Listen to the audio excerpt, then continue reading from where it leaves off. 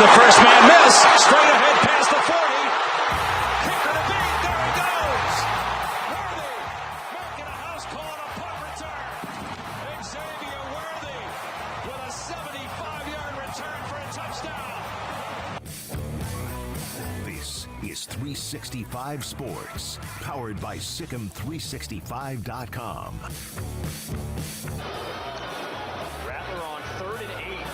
Herman brings pressure, hit as he throws. Jump ball! What a catch! Xavier Legette. He is him. 365 Sports is presented by IdealMRI.com. High-quality MRIs for $497 or less. IdealMRI.com. Your health is important, so is your budget. As this is Sione Vaki on the direct snap, and Vaki around the outside. There it goes on the sideline.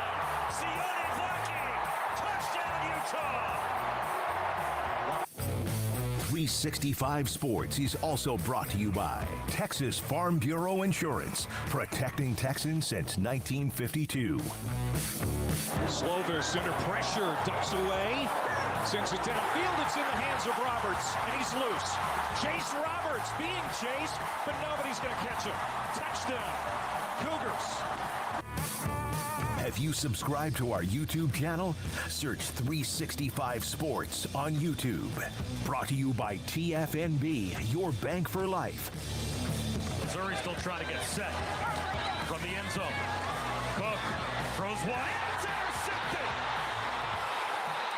House call for Major Burns. And LSU is going to escape Columbia with a win. 365 Sports is turbocharged by Unite Private Networks. Find out more at uniteprivatenetworks.com. Coach Sonny Dykes looking for answers to DJ Giddens. No response here. Giddens to the house. Now here's David Smoak, Paul Catalina, and Craig Smoak. It is the official day of the spring transfer portal window, although many names were known even a few weeks ago, including Proctor, Alabama, Iowa, back to Alabama. So we knew some of the names that were going to enter the portal because they made that comment, or it was reported, then some again today. And Colorado might be losing one of their most talented players, but not the core of who they were as far as the better names last year. So we'll get into that. We are late because Craig Smoak and Paul Catalina, at the very last second, were trying to renegotiate their NIL with management. They were both told, get on the air, shut up, it's time to start the show. Yes, look, it's transfer portal time. It's open. So legally, we can go anywhere you want, and they can't stop us as many times. And you guys were negotiating for what, an extra $1 or $2? Maybe you'll get that, but we're glad to be here. Glad that you were patient with us. Thank you for being here today on 365 Sports. Craig Smoak, Paul Catalina. I'm David Smoak. Garrett Ross and Jack McKenzie run the mothership here today. All right, just a couple of names. We can discuss this, guys. Jacoby Matthews, pretty good player. Not a great player, but a good player. And 19th player that A&M has lost to the portal since November.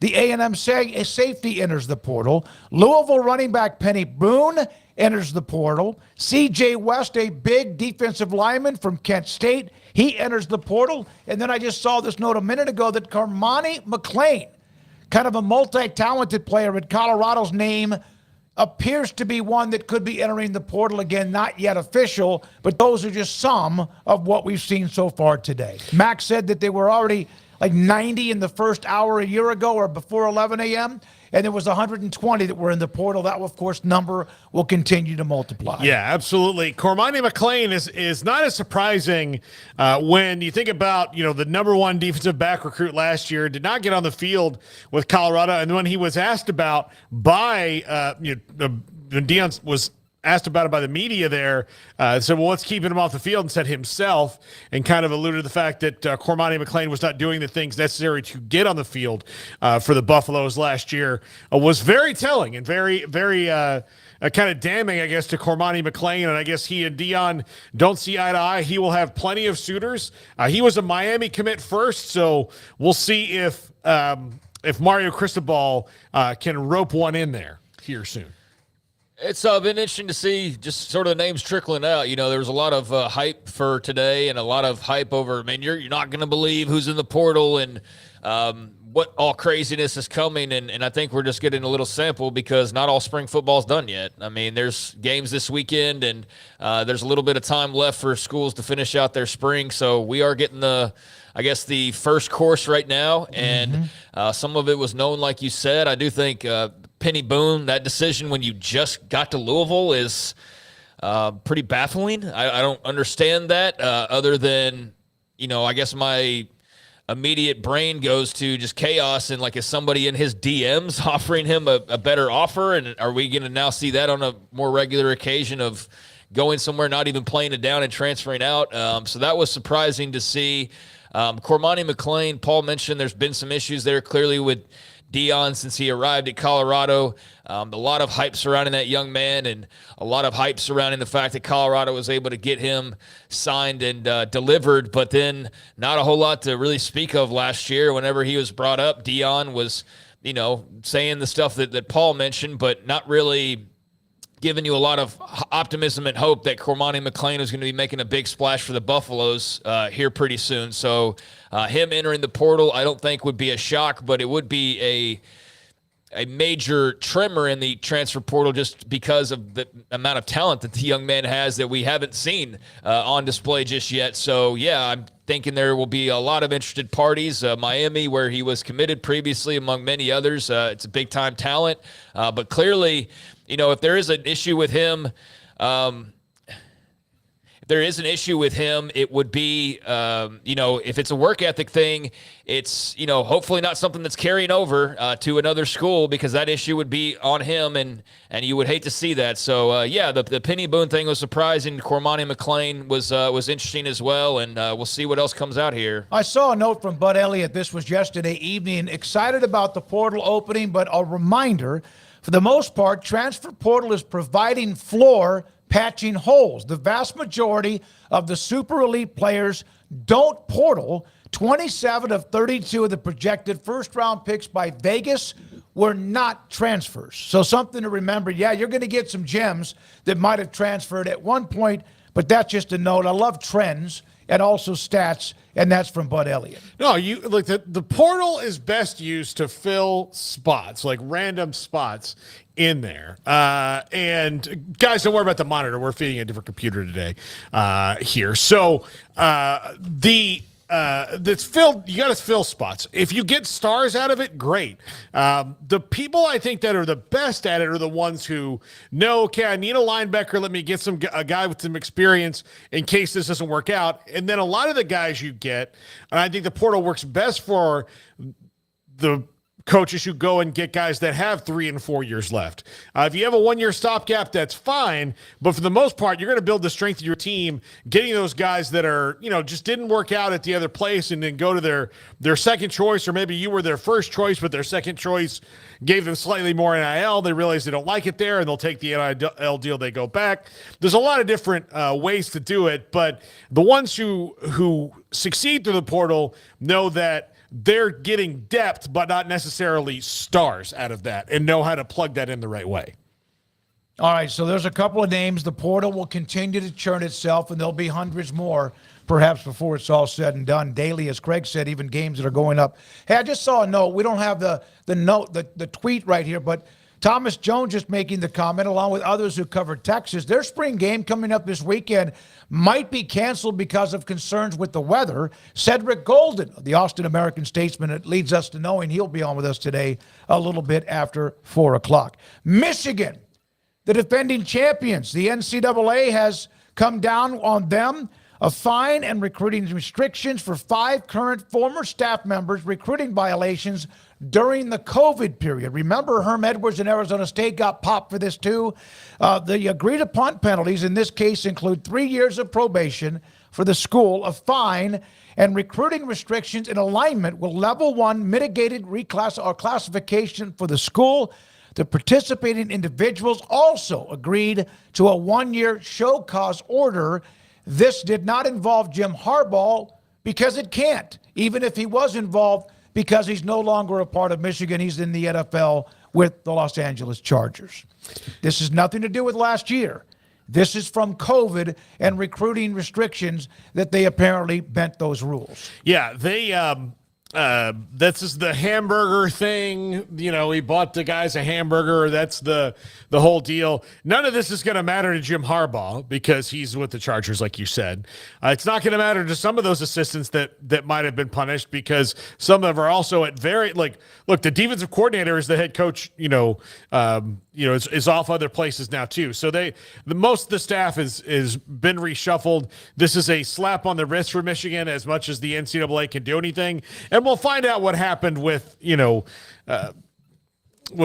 Spygate Michigan version later on. But so far, this is not as big of a deal. It has nothing to do with last year. Yeah. That's with it. And by the way, Arizona State is still waiting for some of their NCAA infractions, which was something back in 2021 with Herm Edwards. Well, the Michigan propaganda team did a great job in just hammering it into people's heads that all they did was offer hamburgers because that's BS. It was a lot more than that. It was way more than just offering a hamburger. Violations involving impermissible in-person recruiting contacts during a COVID-19 dead period, impermissible tryouts, exceeding the number of allowed countable coaches when non-coaching staff members engaged in on and off-field coaching activities. So that's some of what was thrown out there. So, yeah, they did a great job of the NCAA is making us the bad guy. All we did was give a burger to a poor kid who was hungry. And it's no, that's not what it was. But, it was, I guess, something that got into the messaging stream and everybody just picked up on that and treated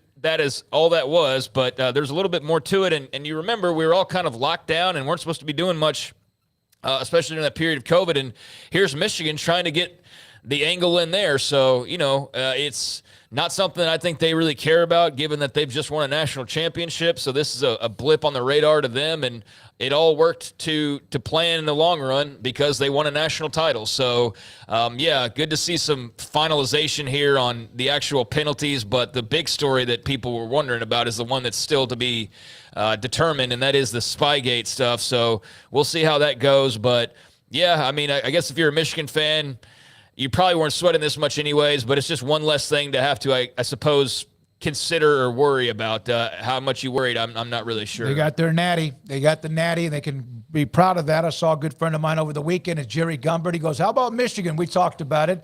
He said he wished there wouldn't have been as much drama, but he's proud of the fact they won the national title. Jana Bardal, by the way, from theathletic.com will join us in about 10 minutes. She wrote the article yesterday about the transfer portal and how many times players transfer. Craig, we've come up with that number, I think, average might be 3, and there's a bunch that don't.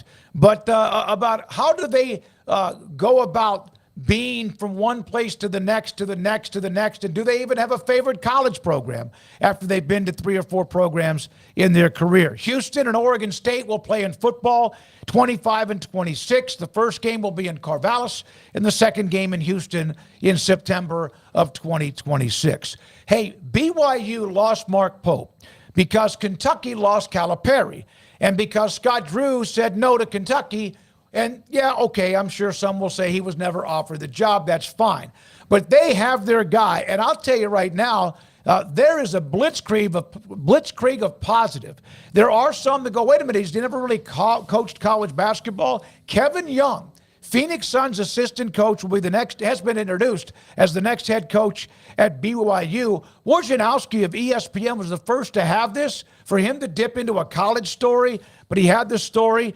There are effusive amount of compliments coming out about him. People are thrilled about this.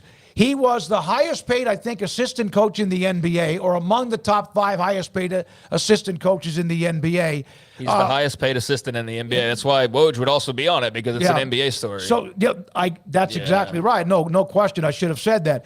I wish we had the tweets going, because here's a couple of tweets. Putting Mark Pope's new tithing dollars to good use in paying for Kevin Young to leave the NBA to be at BYU. Well, Mark Pope got a raise, and so if he's still going to give to the church, which I'm sure he will, then some of that money, I guess, will go to the new coach. It's a nice little circle of life to have going there in Provo. And then also, Matt Brown made this comment, which I didn't think much about, but BYU spending $30 million on a coach contract, honestly, the biggest news than BYU hiring any specific individual coach. The Big 12 membership money and the gestures of what college sports is now and in the future can now change what some institutions might be with their norm when it comes to coaching contracts.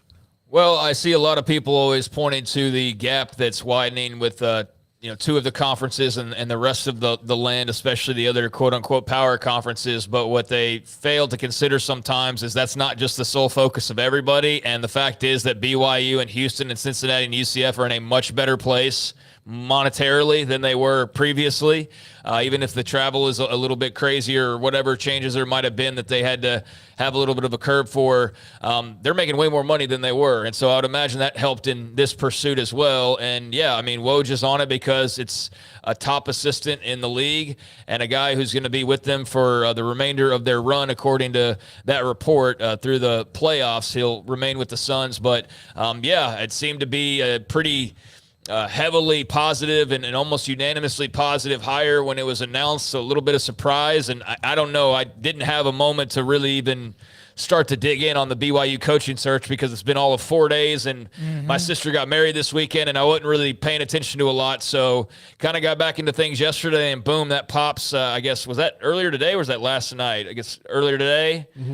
So yeah, it popped today. My times are all messed up. And yeah, it seemed to be pretty well received and seems like a great hire. He's a Salt Lake City native, so that is a tie-in right there, and I'm sure there are others I haven't learned about just yet, but just in general, from a pure basketball point of view, seems like the Cougars did about as well as one could hope for in replacing Mark Pope, and that was a big question mark because, you see how enthralled and excited Kentucky fans have become in a short amount of time for Mark Pope. Granted, he's one of their own, but that was a guy who brought up a lot of excitement to BYU last season, even though their tournament run didn't last very long. They were one of the more entertaining teams to watch at times, and so to lose him was a big deal. And you wonder, especially in a league like the Big 12, you don't want to make the wrong hire and then suddenly you're floundering. And so they moved quickly, and it seems like they did a bang-up job of going and finding their next head men's basketball coach. There's one other note. This was from a guy named Joe Eat 27. I liked it. Again, there was a picture of a handshake. BYU handshake with the Church in 1847, reclaiming the Pope's authority with a leader named Young. So the BYU fans have had a lot of fun with the hiring of Kevin Young from the Phoenix Suns. I'll tell you how much I know about the NBA. I still watch it, but I don't watch much of it. I really, really don't. But I reached out to some of the guys that we know that cover BYU, that also cover Salt Lake City. In fact, one of them, Tony Jones, who covers the Jazz, is going to join us on Friday about Kevin Young, but also on former Baylor star Keontae George in his rookie year, which was really, really good. I said, hey, do you know anything about Ryan Smith? And a couple of them sent back a note. I said, can you give me a contact number? He owns the damn Utah Jazz. I'm not going to just call Ryan Smith. He also wants to buy the Phoenix Coyotes in the NHL. So that's how much I've been paying attention to the ownership of the Utah Jazz. Yeah, and also the fact that the Phoenix Coyotes are not going to be in Phoenix, they're going to Utah. Yeah. So that was basically, it was rumored about, but all but made official last week that that's what's going to happen now. So, yeah, there is that tie-in, and Young, and obviously Brigham Young, even though we've had to break you of the habit of saying Brigham Young. I haven't said it. There's their Young tie-in there that I've seen, obviously putting two and two together. So, yeah, BYU fans seem to be thrilled, and based on the NBA reception, that's a really nice hire for the Cougars. More to come a little bit later on. A pretty cool deal with Patrick Mahomes. Rory McIlroy responds. Caitlin Clark, the number one pick. Her salaries, but also how much she'll earn outside of that in the WNBA. And we'll also have guests including Texas and Oklahoma this day. Thought we'd piece them together with Josh McCuistion and Cedric Golden. All of that and more. John Machota, theathletic.com, on the Cowboys and the draft coming up. But coming up, Jana Bardal from theathletic.com and the transfer portal, and those stories of multiple changes within a 3 to 5, 6 or 7 year career. That's next. This is 365 Sports. Stonewood Dental. Talked with Dr. Steve Childress. In fact, today, I have a retainer that helps me with my front bridge, which got a little bit loose a few months ago. He made the decision that was the best thing for me at the time. At some point down the line, I'll probably have to do even more work on it, but it's not something that bothers me. It doesn't have any pain, and I'll get to it when I get to it. But it's going to happen at some point. He was just checking with me about my retainer, the bridge, and anything else. It's so nice that when he calls me or we trade a text or two, it's not about, can you meet me at the office, or, hey, meet me tomorrow morning early and we'll fix the problem. It has been really nice to have pain-free, drama-free, and no high maintenance when it comes to my dental work because of Dr. Steve Childress and his great staff at Stonewood Dental. Dr. Steve Childress has helped me many times. He helps a lot of people, other dentists inside of his business, dental hygienists, assistants, and more. Stonewood Dental, Dr. Steve Childress, proud that he's my dentist in Robinson, Texas. Cars priced right, both day and night. Average your car in Texas. Trucks built for you, red, white, and blue. Average your car in Texas. Cars that zoom with lots of room. Average your car in Texas. Count on us, a dealer to trust. Average your car in Waco, Texas. Let the journey to financial brilliance begin with Genco's limited time offers. Max your earnings with a Kasasa cash account and get paid monthly with a 4.25 APY. That's $425 annually. Then invest in a 13-month share certificate and earn 4.9 APY. That's $529. Earn cash and outshine the rest. At Genco, we offer you the sun and the moon. Kasasa based on average daily balance of $10,000. Certificate based on $10,000 investment. See GencoFCU.org for details. NCUA. Waco Regional Tennis and Fitness on Lakeshore Drive is a premier elite life-changing experience where you can change your mind, body, and soul. Offering over 50 group exercise classes every week, including boot camp, bar, silver sneakers, and 10 cycling classes with morning and evening classes available. New state-of-the-art bikes that allow you to compete against yourself with a screen monitoring your speed, miles, resistance, and power. Personal training with Christy London, Randall Corley, Alex Botch, and Nathan Roach, where you will be encouraged and motivated to grow, losing inches in weight the right way. There's a kids club included with your membership, plus sauna and tanning bed. 16 tennis courts plus a beautiful stadium court, and longtime youth tennis pro Britt Coleman and assistant junior pro Kenna. Adult tennis lessons and clinics with Blake, and the commitment to pickleball with 8 courts and instructor Jody Thurman. Visit the website at wacotennis.com next to Hawaiian Falls on Lakeshore Drive in Waco. Automatic Chef Canteen is a full-service micro-market vending and office coffee provider with state-of-the-art vending equipment, a wide variety of products, and offering custom-fitted micro-market vending office coffee solutions for your employee break room. You want a full break room solution and a workplace oasis? Well, Automatic Chef Canteen, locally owned and operated for over 50 years in Central Texas, also includes in-house mechanics on call 24/7 for fast, reliable service and maintenance. Automatic Chef Canteen, 6900 Imperial Drive in Waco, or online at automaticchefcanteen.com.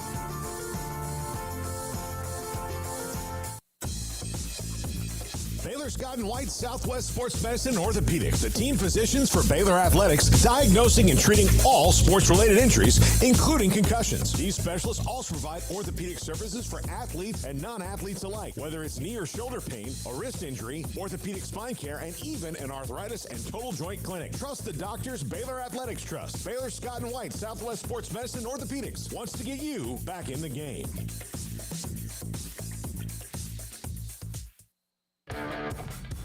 This is 365 Sports. The 3 o'clock hour is sponsored by Waco Custom Marketplace. Meats, sweets, Texas treats, and a cut above the rest. 425 Lake Air Drive, Waco. You know, Max Olson has been somebody we've had many times. Sam Kahn, Stuart Mandel, Bruce Feldman, among many others. Chris Fanini, a part of theathletic.com, and they have done a great job leading up to the opening or the reopening of the college football transfer portal. And Jana Bardal, also now a part of the staff, has done a great job too, and did a story about those who have been multiple transfers and how many of will probably have even this time around, and the stories attached to them. Jana, thanks for your time. When you were, I guess you guys sit around and people say, hey, this is what we want you to write about. How much did you really know about how many were 3-time or so transfer portal guys before you kind of dug into that project? Hey, well, thanks for having me. I'm excited to join and talk about this topic. It's interesting. I wanted to look into it because I feel like a lot of times we talk about the transfer portal as just kind of this seamless, here goes this QB, he's going from this school to this school. And I wanted to humanize the topic a little bit. Even the transfer portal itself, it sounds like this futuristic thing that no one knows what it really means. So I wanted to humanize it and just talk to these players about, okay, what's the process actually like, and how are you adapting to a new locker room and maintaining relationships at your new school and your old school, even the excess year that you add up. And I think that's especially interesting for these players that have gone to 3 schools or even more throughout their careers, because they're going through that process multiple times for multiple different reasons. So to kind of track down these players, I had gone through, I know you mentioned Stuart Mandel has been on the show before, and he puts together usually a list of some of the oldest players still playing in college, whether that be through extra years of eligibility from injuries, or the COVID season also gave extra seasons of eligibility, as we know. So I went through some of those lists, and those had a lot of players that were playing in college by when they were, 24, 25, even at that point. So I tried to reach out to a lot of players that were on those lists.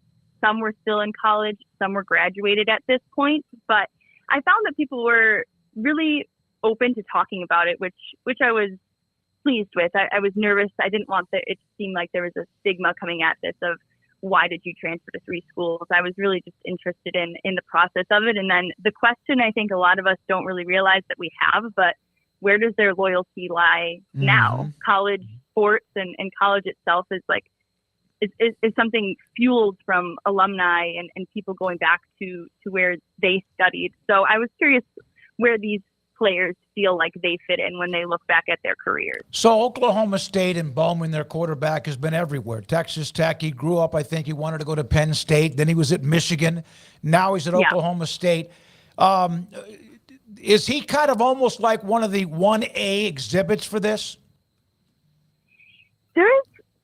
He's not. I wouldn't necessarily say that he is. Through this, I found that there was a lot of players that had transferred more than once than you probably expect, and I think we'll probably see that a lot more too with some new legislation that might open this up for players to transfer more than once without having to sit out a year or without needing a waiver to be immediately eligible that has been previously needed. So with Alan Bauman, he had a really unique story, and I think he was really open about the split loyalty that he feels. His dad played at Penn State, like you mentioned, and then he goes to Texas Tech, he goes to Michigan. He was at the national championship game watching former teammates of him win the game. He went with, a former roommate, and he's watching people that he played with every day and that he was around all the time win that game, and he didn't have a lot of animosity talking about that either. But now at Oklahoma State, it was kind of just where the cards fell. And I think for a lot of these players too, it's important to realize the transfer portal isn't necessarily always their own decision, and a lot of these players stress too, it wasn't like they went into college with the intention of jumping from school to school. It might have just been how the cards fell down based on injuries or based on how their careers just played out.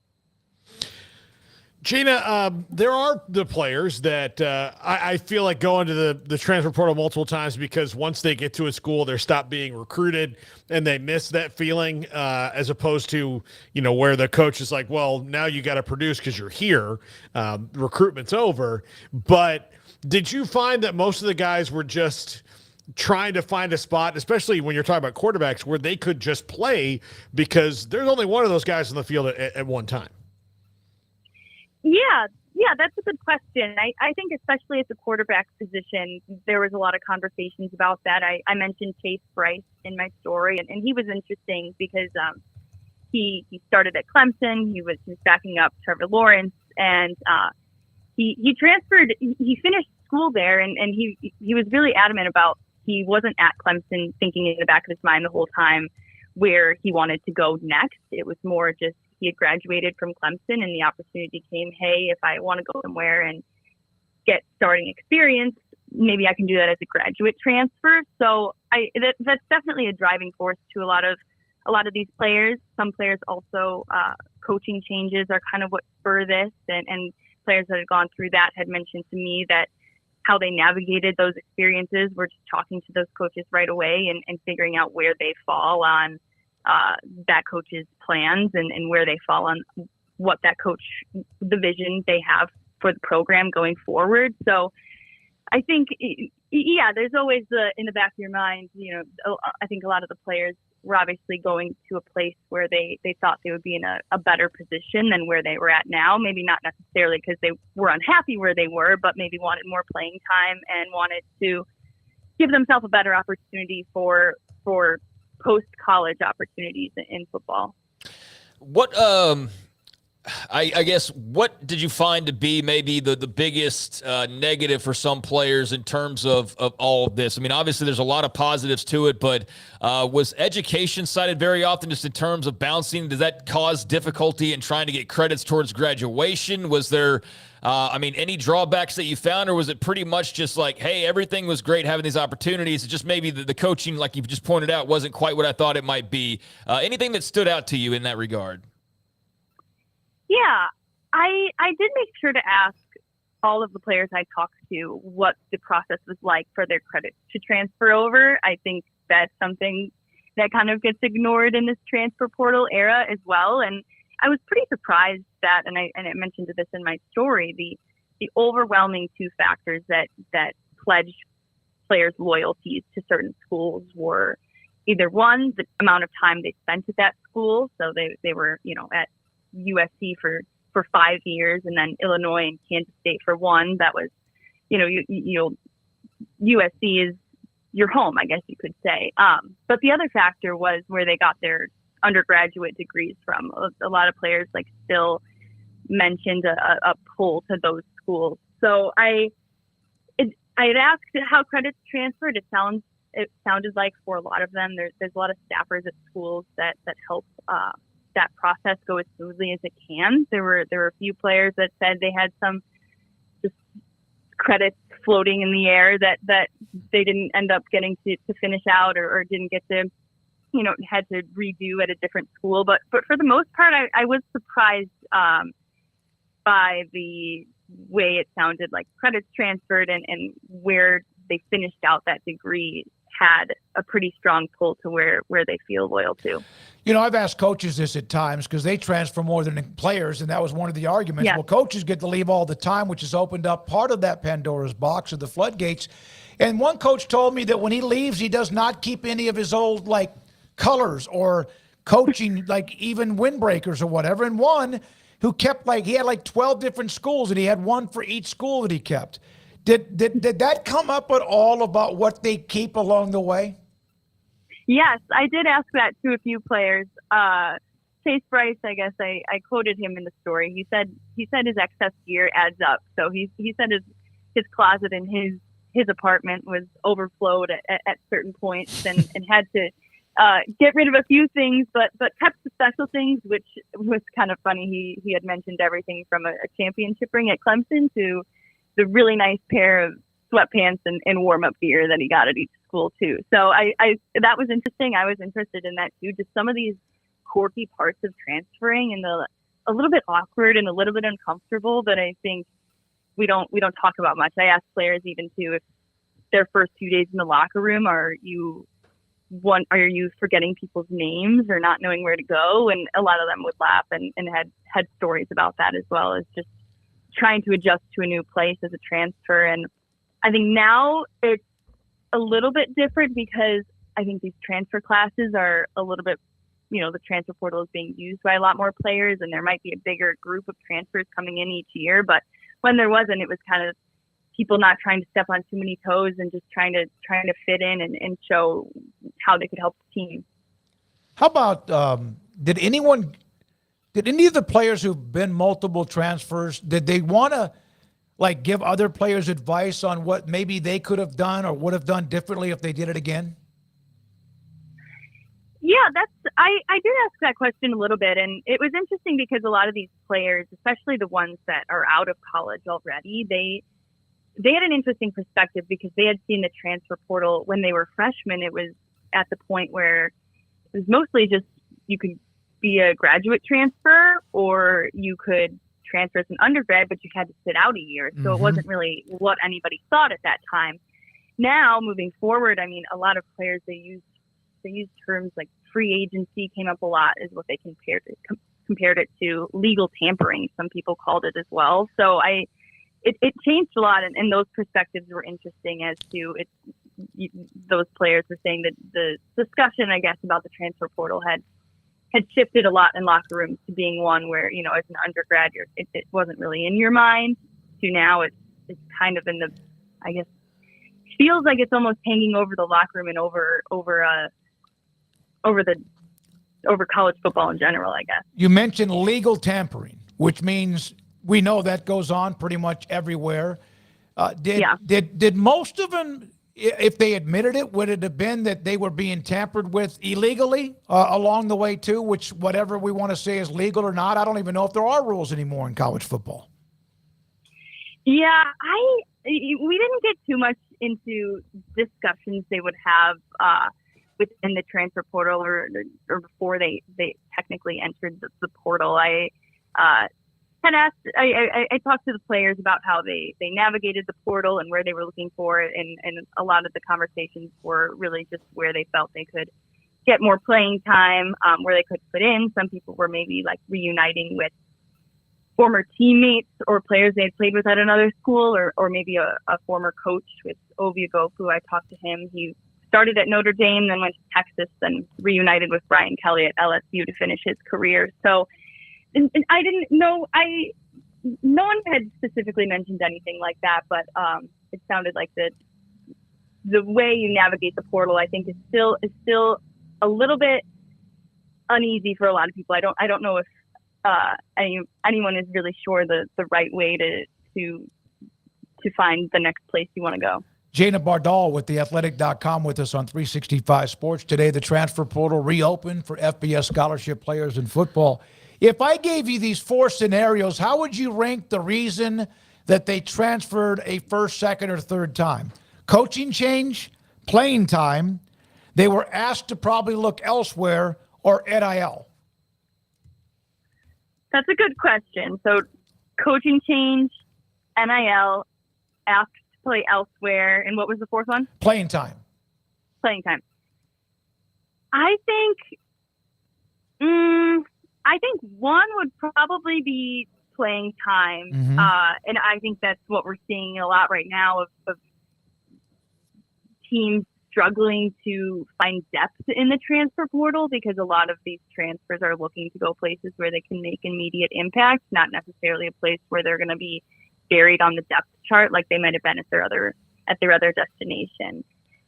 I think two would be asked to leave. I didn't get this answer from anybody that I talked to specifically, but as I mentioned earlier, a lot of them were very adamant that transferring this many times wasn't a plan they had at the beginning. Maybe they didn't necessarily want to leave each place they were at. So whether that means they were explicitly, told to leave, or just told like, hey, you're going to be the third string this year, do with that what you will. I think that those are conversations that I think we kind of forget about. We think it's all on the players that they wanted to leave and they want to jump from school to school, but it's a two-way street as well. And I'm glad you mentioned that as a reason.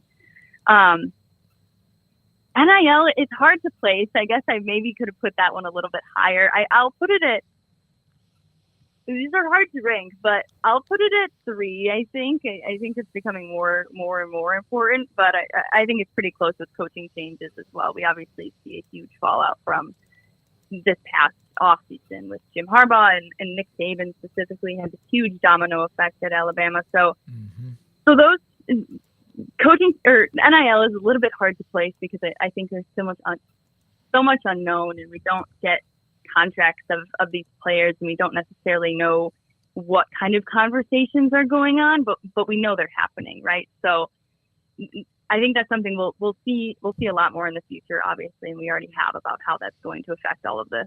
Paul? Yeah. Did you get any idea of like what they would change about the process to make it easier for the athletes? Yeah, sorry about that. That's okay. I would say I'm not sure exactly what they would.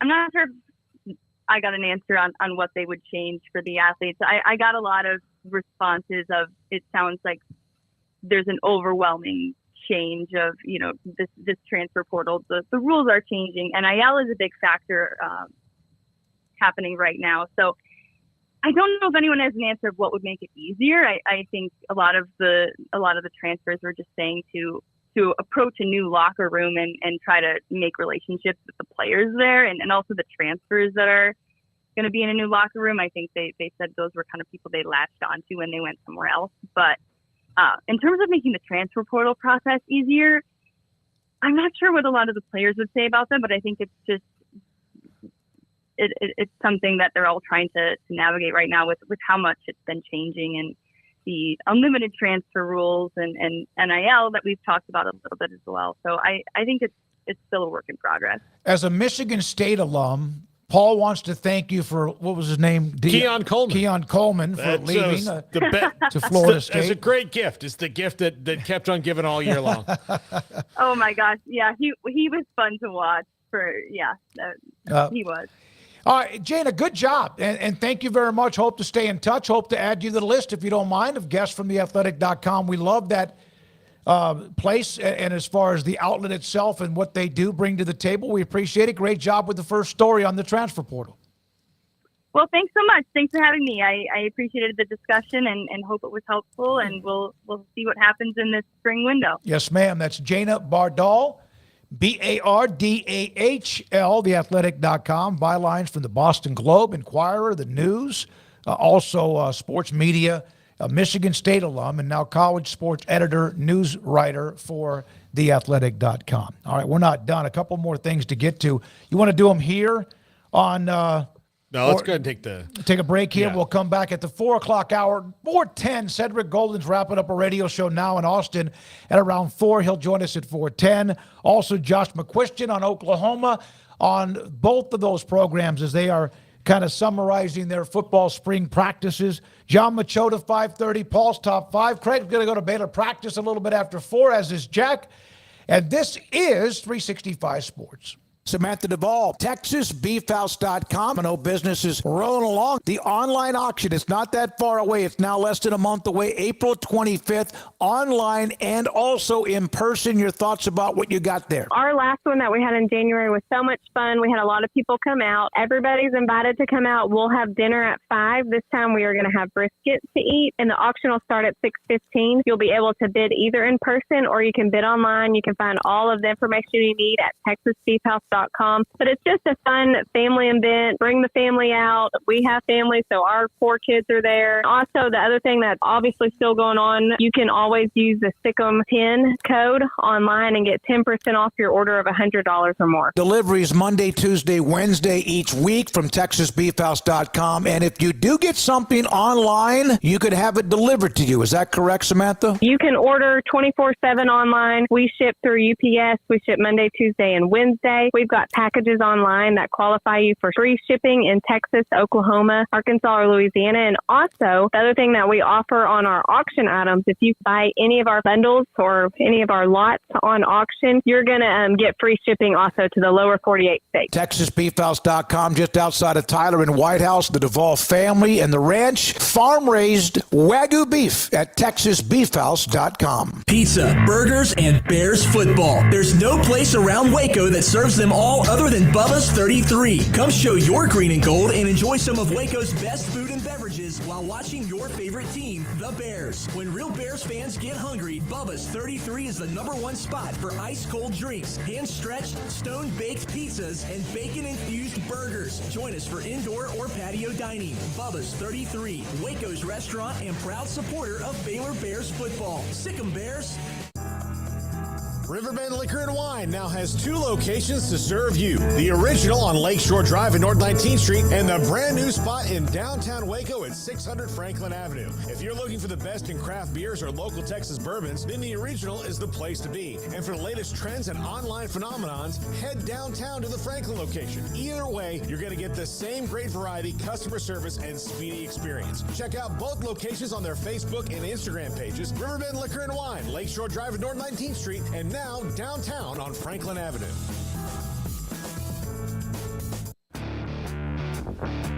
This is 365 Sports. The Sikkim 365 app is brought to you by Allen Samuels Dodge Chrysler Jeep Ram Fiat. Come by, let's be friends.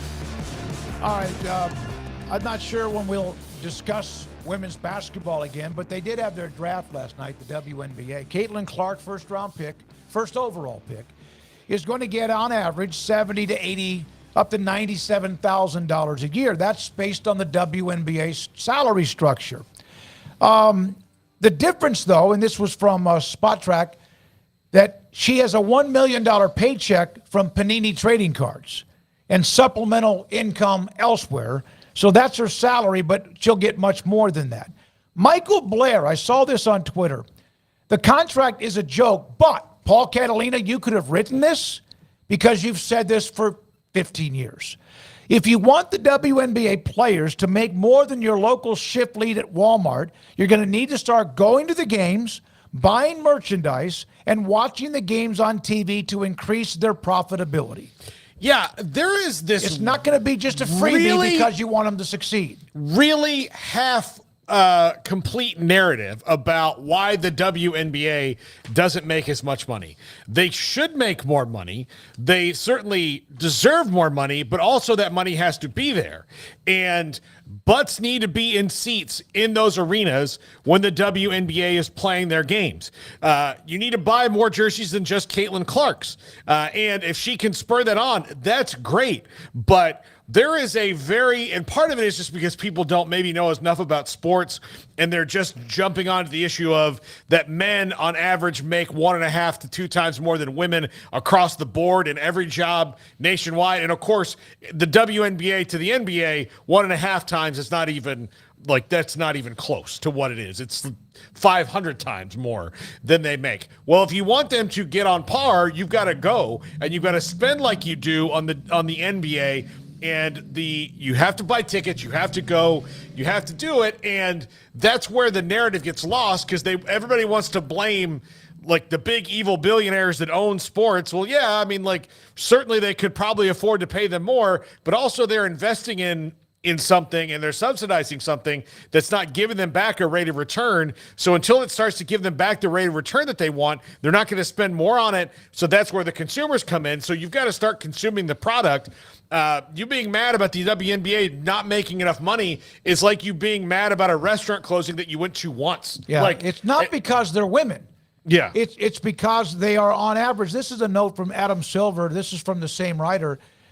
Commissioner Adam Silver stated in 2018 the WNBA had lost on an average of $10 million each year, including $12 million in the previous year. That was from 4 or 5 years ago. That's about the same. And the other part of it is the NBA brings in like $64 or $4 billion a year, where the WNBA brings in very little, maybe a handful of millions, and it's all about supply and demand and revenue. I'm not even going to entertain the conversation about why WNBA players don't make as much as the men. I think that's such a dishonest conversation. I think it's a stupid conversation. I think if you're really sitting there debating it, then you are just moronic, or you just have an agenda that you just refuse to stop pushing, even though the data clearly tells you why there is such a disparity between the two. I just think that is a recurring thing that comes up every year or two, and it immediately flames out because it's obvious why the men make more than the women, because they're bringing in more money. Does that mean that WNBA players don't deserve to get paid more? No, they probably do deserve to get paid more, but I don't think any of them are yet commanding the type of salaries that you see across the board in the NBA, because they're not bringing in the same type of audience, sponsorships, etc. I mean, it's really pretty much that simple. I know we want to make it more complicated than that, but it's really not more complicated than that. I do think that Caitlin Clark is providing a bit of a renaissance, and maybe she can help change some of those things. I saw where, I mean, obviously everybody's talking about, it's like the cool thing to talk about the WNBA now. I mean, cool, I don't know, across the board, but, definitely it's being discussed quite a bit more. I'm seeing, lots of media accounts that are mentioning it like they're super fans all of a sudden. So she and her fellow players have really done a number on the narrative and have done a great job of bringing renewed interest to women's basketball. And I think that's great, and it's certainly something to build off of. And, one sign of that was the ratings last night. They had nearly 2.5 million viewers for the WNBA draft for about a 2-hour time period there that it was on from 7:30 to 9:30. So that was a massive number in comparison to previously, watched drafts for the women. And also, it's something that you can, again, point to and say, hey, this thing's catching fire right now, and Caitlin Clark's the spearhead of it all. I do wonder, though, is it about the game in general, or is this about Caitlin Clark? Then that's the question that the WNBA is hoping is Caitlin Clark is making this about the game itself. But the worry is that it's about her, because if it's just about her, then Indiana Fever games will do well for a little while, especially if she plays well in the WNBA, which I certainly expect her to. If you can get their games. Yeah, well, again, also. But will the New York Liberty benefit from that? Will the Aces? LA Sparks? Will the Sparks? Will all those teams benefit from that if she's not playing in that game? The point is to highlight everything, but also, people also need to have some historical context. Is the NBA's been around for a long time. I mean, 75 years plus now, right? And it's been around, but until 1985 or 6, it wasn't that big of a deal either, even though there were some legendary players. It took time. So they're probably on the same historical track as the NBA if they can keep their forward momentum, which is hard to do because there's way more competition in the market. Yeah, I just asked that question, because I was having conversations over the weekend with just relatives and whatnot. We were talking about various stories, talking Oklahoma football one minute and talking, Rangers next, and then talking Caitlin Clark. And, I maybe heard the name Angel Reese once or twice, and maybe perhaps another name or two, but it was mostly Caitlin Clark that was being mentioned. I started thinking about it. I was like, And I think I've seen maybe this proposed elsewhere. I don't know where exactly, but I can't be the only person that's been thinking this. So I assume that I've probably seen it elsewhere. And I do wonder about that. I imagine the ratings are going to be great for whoever is airing those games and the teams that she plays against. I imagine it's going to be one of those deals where it becomes a hot ticket when the Indiana Fever come to town, because they've got, Caitlin Clark, and people are going to want to pack out whatever arena they go to.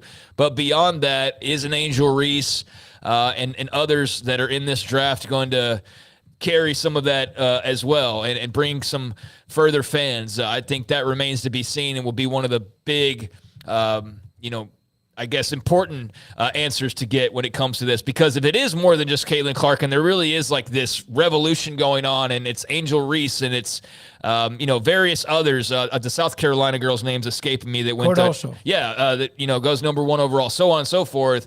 Now that would really be something, or is this just like the Caitlin Clark effect? I think that remains to be seen and will be interesting to follow. But yeah, a massive number for the draft. That's not just her. If it's over a 2-hour period, that's, the whole package. And so that's great. It's another thing that you can point to and go, that's a positive. I don't think we though need to leap to, well, why aren't they airing on this? It's like, can we just take some, and I don't mean to say you have to earn crawl. that airtime. Yeah. Yeah. But at the same time, you do have to earn some things along the way. So this is great. add on to it, hey, now the draft's hot. All right, now turn that into season ratings being the best they've been, which I'd imagine there's probably a good chance of that happening. And then, continue on with that, and let's see where it goes. But, yeah, I think it's hot right now. Now, why aren't they getting the same amount of it? I just feel like that's kind of disingenuous in the grand scheme of things. It can't be just a one-hit wonder. It cannot be just a fluke if you're going to sustain it where you change the salary structure. She's not getting any more money than whoever else has been picked one or so before based on what they have with the collective bargaining agreement. She is getting money as endorsements like Angel Reese or Diana Taurasi or whoever else as they move. And we might not even be saying anything in 3 or 4 weeks. Somebody said, I'd rather watch darts. I get it. Dude, darts can be kind of crunk, man. I mean, it really is. But it's got to be more than just, this is a great surge. It's been a fun week or 2 or 3. I did see this. The Masters ratings were down. Now, it's a deceiving report because it does not include their streaming. And the way things are now, you need to include the eyeballs in streaming. And that does not include. I watched 90% of the Masters over the last 4 days, Thursday through Sunday, on my phone or on YouTube TV.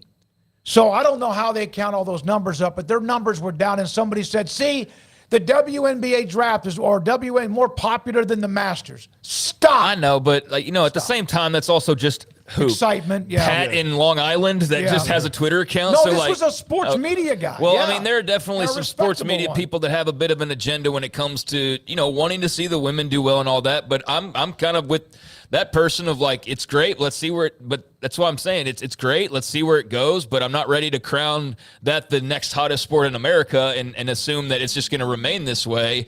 We'll see what kind of lasting effects it has. But they've hit a hot period. Yep. Take advantage of it, make the right decisions, and maybe sooner rather than later you'll see salaries go up because, the thought of a number one pick making like $70,000, it seems bizarre that it's that low of a number, even though there's a lot of Americans who would gladly take that. But for a high-profile player, but it does answer the question of, well, why not just stay in college? Well, because the sponsors are going with her. Like that, no matter what. Yeah, she's still getting that money regardless, so why not go ahead and turn pro and get all that comes with that? So, I mean, good for the WNBA now. Now do something with it. By the way, Milicic, who's a transfer in the portal of men's basketball, Baylor's among the top 3, according to, was it Jeff Goodman, John Rothstein.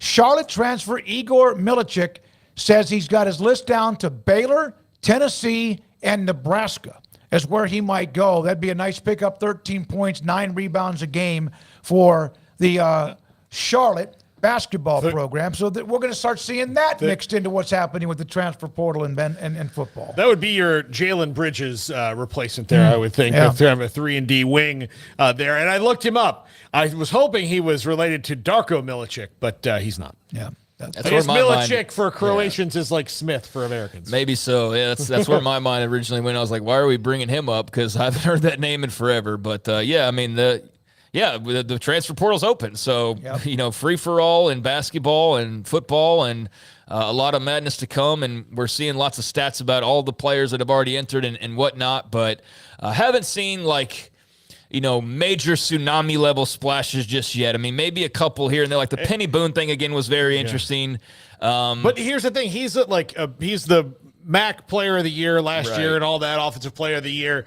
He runs a 4.8 in the 40. So they call him Baby Bus because he's like Jerome Bettis. So you can be effective at 4.8 in the 40 of the guy who's going to knock shoulder pads and go north and south. Right. But also there's a limited group of offenses now that really, highlight your skill set. Yeah, but it's interesting because you had just committed to go play somewhere and you're now going to be 4th school, right? Mm-hmm.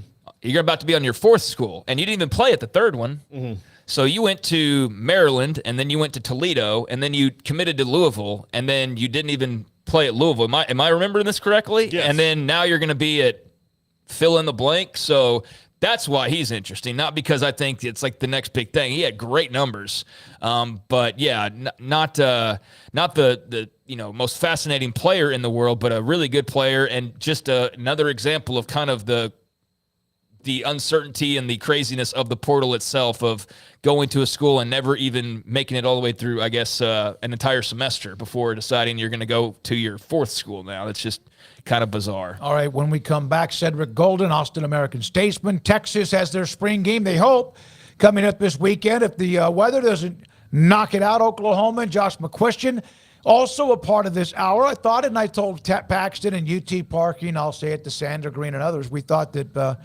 hey, let's get the two dark side of the moon programs on in one show today. So they'll join us today. Some of you will get the joke, and some of you, I don't care if you do or not, we're having fun with it. This is 365 Sports.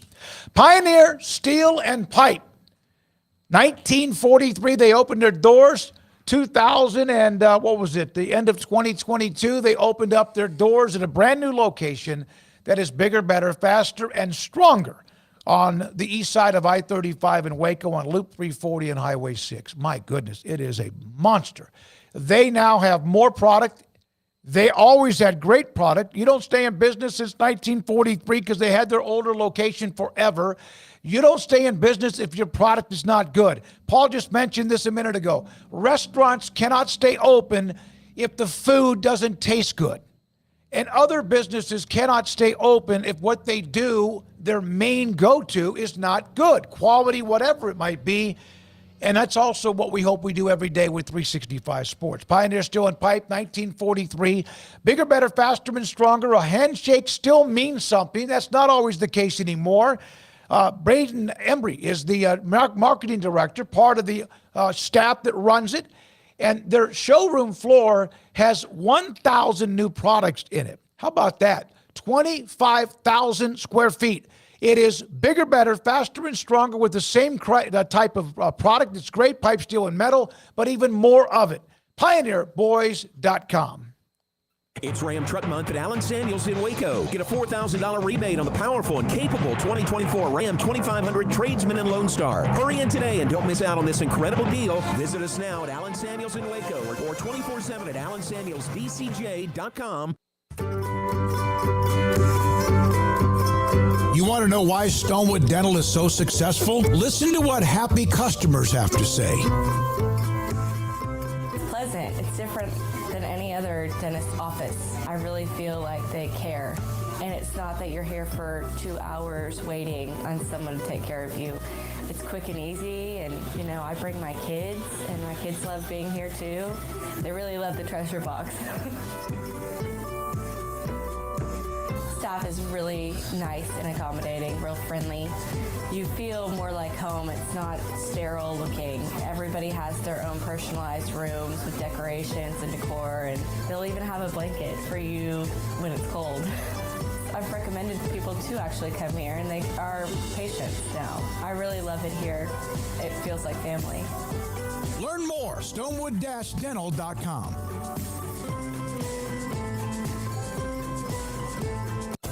At Ideal MRI, we feel blessed to be part of the Waco community. We're a small family business here in Central Texas. At times like this, the cost of healthcare has never been more important. And unfortunately, significant illnesses and injuries still occur. And that's why Ideal MRI is open and here to serve you through this difficult time. So if you need an MRI, ask your doctor about Ideal MRI. You can schedule online in minutes at idealmri.com or call 833-IDEAL-MRI.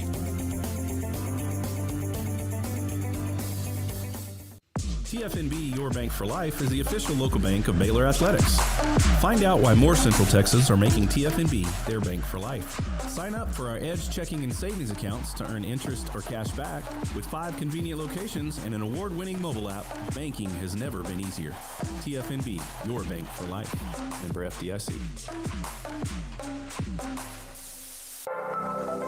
When your business depends on technology to stay on track, you need professional IT services you can trust. Carry On Solutions offers managed IT services, network professional consulting services, and cybersecurity. Carry On Solutions expert team handles M365 and Azure migrations, Active Directory assessments, security assessments and hardening, exchange migrations, Windows Server upgrades, Veeam backup and recovery solutions, and more. In a world where technology is constantly evolving and security is an ever-ending concern, Carry On Solutions will keep your business running by minimizing risk, downtime, and giving you peace of mind. For more information, email sales@carryonsolutions.com or contact carryonsolutions.com. That's CARRION solutions.com.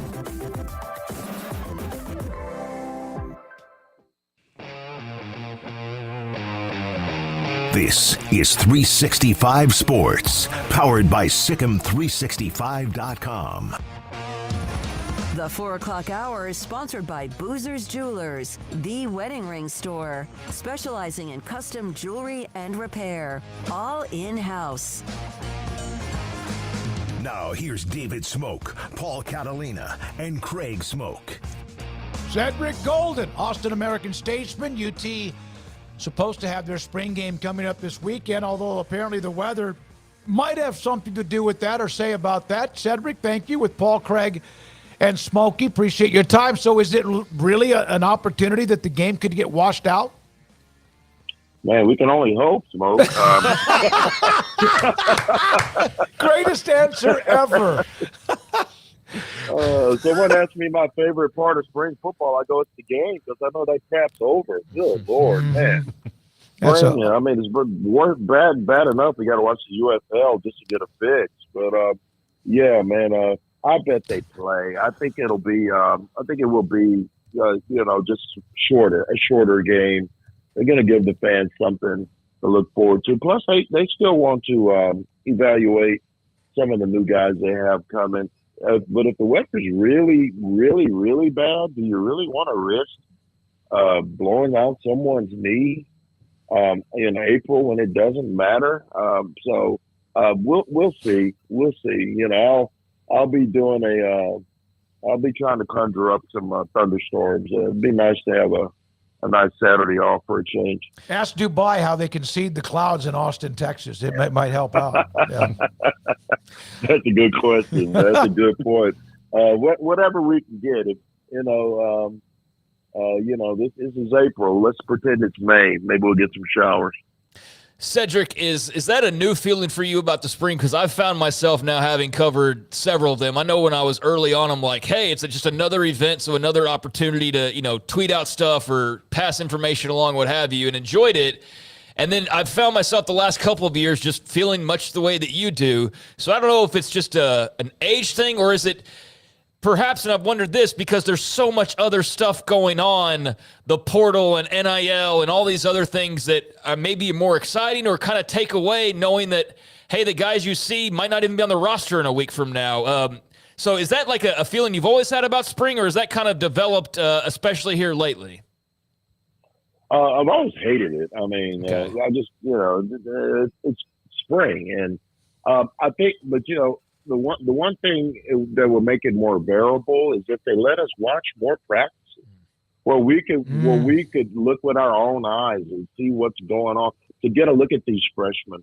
They'll let us come to maybe 3 or 4 practices, but the 20 minutes in, they're kicking us out of there. So we get to watch them stretch and throw it around a bit. Right. But we don't really get to see what we get to see. The one thing, Mac Brown, and this was a different era, he would allow 4 or 5 practices in the spring we would watch from beginning to end, which I thought was great.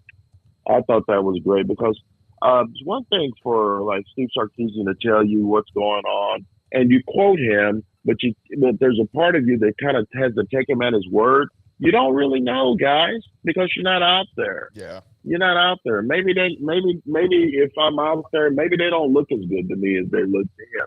And he's the football coach, but I know it's a different era. Social media, coaches are more secretive now.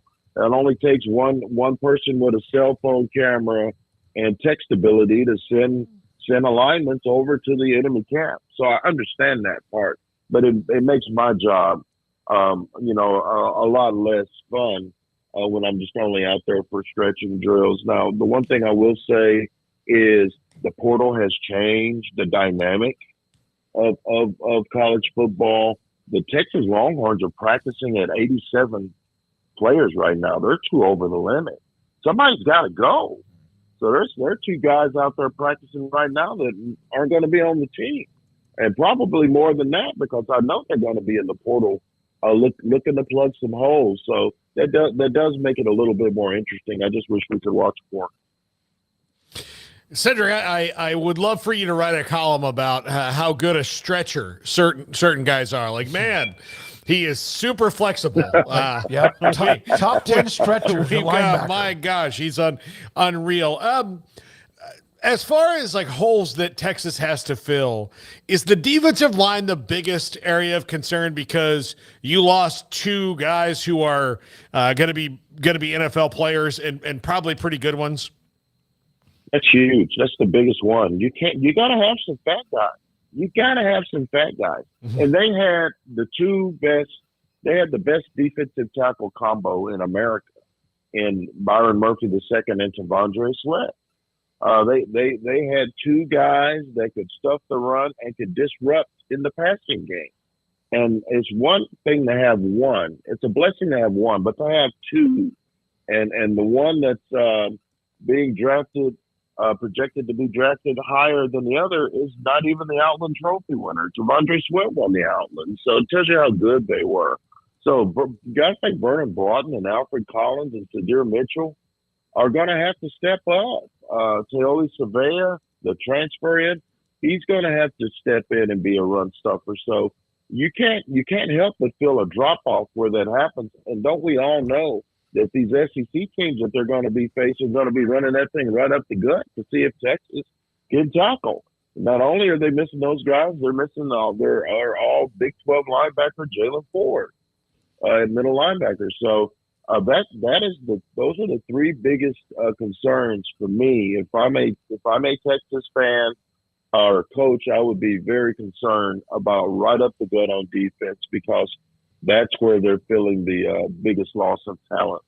Sid, what is the kind of atmosphere, the mood around the team right now, knowing what they just came off of, the not long-term goal of winning a national championship, but knocking on the door of it, so to speak, but also this conference transition that you just mentioned? I'd imagine there's a lot of confidence, but also just a lot of, what's to come. How would you describe just sort of the mood in Austin surrounding the program right now? Man, they're excited. But the one thing the fan base needs to be careful about, you just won 12 games in a season for the first time since 2009. And sometimes there's this tendency to go, okay, this is who we are. No, every season is different. They haven't shown that they can have 8 or 9 guys drafted and reload like Nick Saban and Kirby Smart did every year. That's the challenge facing Steve Sarkisian. Have they arrived? Are they going to be this team every season? So I think the fan base is excited. They should be because the schedule is very friendly for their first season. In the SEC, they don't play LSU. Georgia's coming in here, but they don't play Alabama. They don't play LSU. The road games are A&M, winnable. At Arkansas, winnable. At Vanderbilt, eminently winnable. So it is a really good schedule. Now, they have to go to the big house in week 2, but that's a team in transition as well. Jim Harbaugh got out one step ahead of the posse, and they got that crying assistant. Raheem is replacing him, and there's no J.J. McCarthy. And so I think things are really bright right now. If you're a Texas fan, you're excited.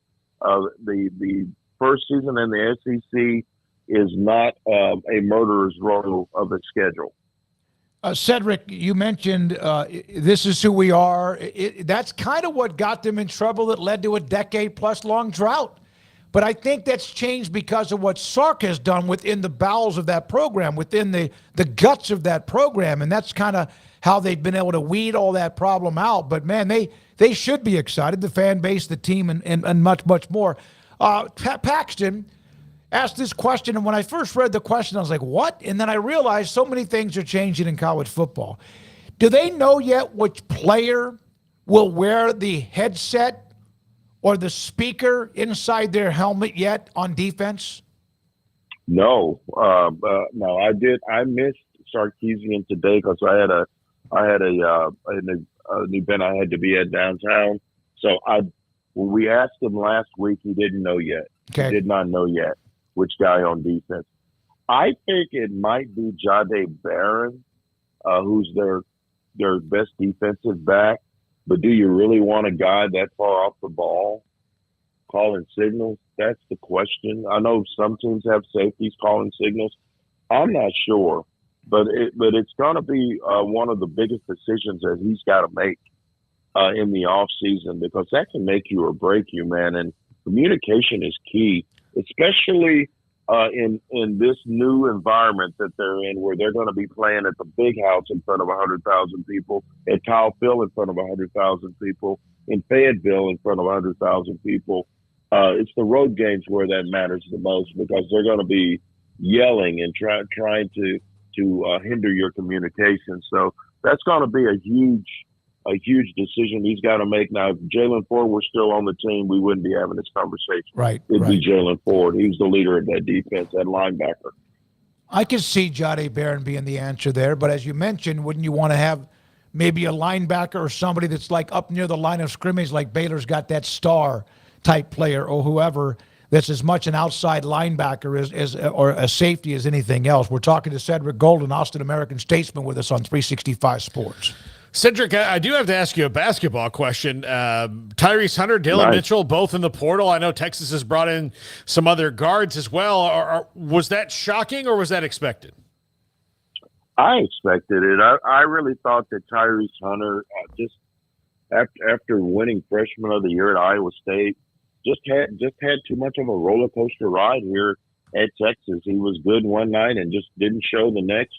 Dylan Mitchell, for all of his great athleticism, couldn't make a 10-foot jump shot, and been on campus for 2 years. What are you working on if you can't make a 10-foot jump shot? You can't live on putbacks and dunks. Not if you want to be an NBA player. And so, I think it was probably best for them to move on. I mean, it's funny when I hear them talking about the NBA. Those aren't NBA players right now. They're not. Those guys aren't NBA players. I mean, Dylan Mitchell can compete in the dunk contest, but if you can't play, if you're not a good basketball player yet, you're not going to be in the league unless you're LeBron's son. I mean, they don't give out those hookups. So I think that they make the right decision for themselves. And with Trey Johnson coming in and those transfers they just signed, I think Texas definitely upgraded. But I expect Rodney Terry to go and get a couple of more big guys. They're not very big right now. All right. Well, Quinn Ewers is quarterback one, QB one, and Arch Manning was able to give everybody a little dose of what he did late in the year, and I thought it was pretty cool. And then, of course, on top of that, you have Trey Owens is dripping with this, like, tremendous amount of gifted talent. But we understand it's still Quinn Ewers' team, and he kind of proved that last year. What has been the reaction to Sark on how the quarterbacks have performed during the spring? He's excited, man, because number one, I think if Arch Manning was named Arch Smith or Arch Smoak, he would have transferred. But he just happens to be the latest progeny in America's first family of quarterbacks, a bunch of millionaires. He doesn't have to chase NIL money. He's rich already. So he'll wait, and Quinn will be gone after this year, and it'll be Arch's team. So if I'm a head coach, I'm excited because I have two guys I know can run my offense. Arch Manning, Kirk Bowles and I were at Mateo Rancho 2 weeks ago, and Arch Manning was in there. I just cannot begin to tell you how big he is. He's a legitimately 6'5", 225 pounds. I mean, he's like Peyton Manning. And Quinn Ewers is 210, 207, somewhere in there. But when he's next to Arch Manning, it looks like a father-son game. I mean, Arch Manning is a big quarterback, and he can run. He can move. So you guys weren't – I don't think you were at the Big 12 title game. When he came in at garbage time, the big roar went up, and we weren't paying attention to the game because that game was over. It was like a 30 or 40-point spread. And I looked at Bowles. I go, what just happened? Did Michael Jackson come back from the dead and walk onto the field? I mean – It was a roar that's usually reserved for a rock star. They love him already. So I think Sark's excited, and I know the fans are exciting. Quinn Ewers he hasn't played every game in the season since he was in the 10th grade. So the chance of him getting hurt is pretty good. So I think we're going to see some Arch Manning more than 2 or 3 times this season. You've lost some. Texas has obviously lost what will be how many, Paul? 12 to 15 guys, maybe. Will it be that many? Michigan's going to have a bunch. Let's say 8 to 12. 8 to 10 or 12 players drafted. If it's 7, fine. If it's more than that, that's great for the players drafted. There are some that are obvious. We mentioned Sweat, Murphy, et cetera. We know the ones they've lost. Who maybe that they lost that is not a big name could be one that they might miss more than people realize? I think I miss Jonathan Brooks, a running back. Oh, my God, he was great. And he didn't even win the job at the beginning of last season. Sark gave it to T.J. Baxter. Jonathan Brooks, man, was just he was the bell cow of that team, and he's already ranked with a torn ACL as the number 1 running back. Another guy to look out for is Christian Jones, the right tackle. Really turned himself into a good football player after some struggles early in his career. He's a very smart, cerebral, dynamic, has a little bit of a mean streak that you need for that position.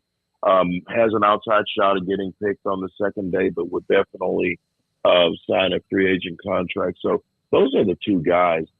Brooks, he's back running, so he says he's going to be ready to go this fall. He got hurt, I think, in the Houston game, which was second half of the season.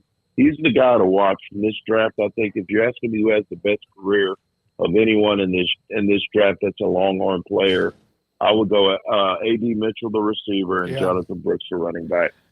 Well, the Cowboys are going to probably draft Jonathan Brooks. Because he's hurt? Well, because A, he's hurt, and B, because they love to do that. A, he's hurt, and B, their doctor did the surgery, and they believe anything he tells them. Because if you say, hey, how did you do the surgery? He's like, oh, I kicked ass. It's unbelievable. I'm great at this. And they're like, oh, awesome. And then I got to give him credit, though. Remember Jalen Smith? Yeah, but that was also a temporary thing. No, I know, but no one thought he would ever play down in the NFL, and they were the ones that found out how to give him a chance to play, which is good, too. That's true. Yeah, Jonathan Brooks, Hallettsville, right? Hallettsville High School was just That's right. He would have won the Earl Campbell Tyler Rose Award, not Ollie Gordon, because he would have had the full year, and Gordon was great. He also would have probably been in New York. Yeah. Don't you think he would have been in New York at the Heisman presentation? Maybe. It's such a quarterback's award now. Yeah, that's true. Okay. Maybe. But he definitely would have been in line for the Maxwell and the Doak Walker. Yeah. And you know what? You mentioned the doctor. I wish the doctor had told Jerry to sign Derrick Henry. That would have been good. Since we're listening to doctors now. Where were they when those running backs were available? How about Eric Jones? Where were they, man? Are they going to start Deuce Vaughn? Is that where we are right now? I didn't get it. I didn't get it. Stephen today went on there and tried to calm the waters. They have spent no money, basically. And we'll have John Machota from The Athletic on today talking about the Cowboys. Cedric, and you've covered the Cowboys like I have. We've been up there together a lot of times. And one of the things that amazes me is, like, Stephen Jones comes out today and says, listen, we've got to extend these contracts. Well, why is it harder for them than it is for everybody else? Like, the Eagles got Devontae Smith done like they talked to him for 2 days. Like, all right, here we're going to do. And it's so much harder for the Cowboys, and I don't understand why they've made it so much harder for themselves as opposed to the rest of the league, which seems to navigate through these problems pretty well. I don't know. And I'm going to tell you, when you're talking about the 3 most important players on that team, Dak Prescott, CeeDee Lamb, Michael Parsons, it's not rocket science. Man, sign the contract. Get those guys happy and then build around them. Don't be waiting for the draft. This should be done before they draft anybody. I just don't understand why they make it so difficult. And the fact that they didn't get a running back. I mean, you could have gotten Derrick Henry for $18 million. He's got juice left. He's got some juice left. You could have gotten him for $18 million. You probably could have gotten Aaron Jones for less than that. I understand them staying away from Aaron Jones. He gets hurt a lot. But Derrick Henry is a bull who doesn't get hurt that often. I just don't understand that. And, even though we're in a passing era of football, it always comes down to the team that can get a first down late in the fourth quarter. And I'm not betting against Derrick Henry in that option. I think he's still at age 30, 29, 30. He's still going to run for 1,200 yards this season. I can only remember him being out for a little time. I think it might have been a year or two ago. I know it's been, but he is one of the things they did not do well was because even though Zeke had lost all the treads in his tire, he could still move a pile. He's not going to be a 20, 25, even 15 or plus carry guy a game. But the one thing he did give them was some oomph on 4th and 1 or 3rd and 2 or near the goal line, which they did not have last year. And Derrick Henry's going to give you that. Plus he can go 50. Which, what was the thought for you when you heard that they didn't even contact him, that they gave him no interest at all? That they're cheap and they're trying to save money, and they bought into that thing that running backs are washed up at 27. Quit listening to the pundits about running backs being washed up and look at it on a case-by-case basis. Derrick Henry is not washed up. Derrick Henry in Baltimore should scare Patrick Mahomes. I'm serious. Because Lamar Jackson no longer has to carry that load all by himself. Mm-hmm. That's a scary offense now. If Lamar Jackson gets the yips in the playoffs, just hand it to the king 25 times and see what they do with that. I think that's the perfect place for him, and I really think Dallas missed out on what could have been the final piece to them finally maybe making it to a championship game. I have one other question for you. It's comment, question, whatever. I've seen this, this thing that they were going to have this 10 divisions or whatever, this next level of whatever they're going to do with college football. And there was this story that came out a couple of weeks ago, and it basically is like evaporated. But one of the divisions or one of the conferences or one of the sections or regions they put together was basically like almost the old Southwest Conference. There is no way in hell that Texas and Oklahoma will revert back to that, is there? There's no way. That's why they're leaving, to get away from that. SMU, Houston, Baylor, Tech, etc. No, they're where they're supposed to be, and it's not because what Del Conte said. Oh, we want to play against the best. No, they wanted to go where the biggest bag was. The Mouse is running this thing. This is an ESPN, SEC, Big Ten production. That's what it is. And in 10 years, there's going to be 2 giant divisions, and they're going to cut the NCAA out of the money, and they're going to allow the NCAA to run the basketball tournament. And then the SEC and the Big Ten are going to run college football, and there might be another conference that it's going to be third in that tier, and they're going to have their own playoff, and then the other team's going to have to just settle for the bowl games. That's where this thing is going. Texas and OU are not going backwards. They don't want to do that anymore. They're right where they're supposed to be, and that's where the vault is. All of that money, and there's big money, and there's more to be had. This 12-team playoff, guys, is going to be a bonanza. And the Big Ten and the SEC are getting the big piece of chicken because they're the ones that are bringing the crowds. Thank you for your time. Cedric Golden, who I've known since he was like very young, back in the days when he wrote for the Tyler Morning Telegraph, Courier Times. I think it was like one of those back when you had the newspaper in the morning and afternoon. Great guy, great friend of ours. Appreciate his time. A lot there on UT football, even men's basketball. No, yeah. One of my favorite. Look, and don't tell Kirk Bowles. He might be my favorite. Kirk checks in with us. Look, Cedric might be my favorite of him and Kirk. I don't know. I haven't decided yet. Hey, next time we get Kirk on, do not Garrett, do you please book that. Put a little whatever you timestamp on that one. I do. I love having Kirk Bowles on, and I told Kirk this one of the times when last times I saw him.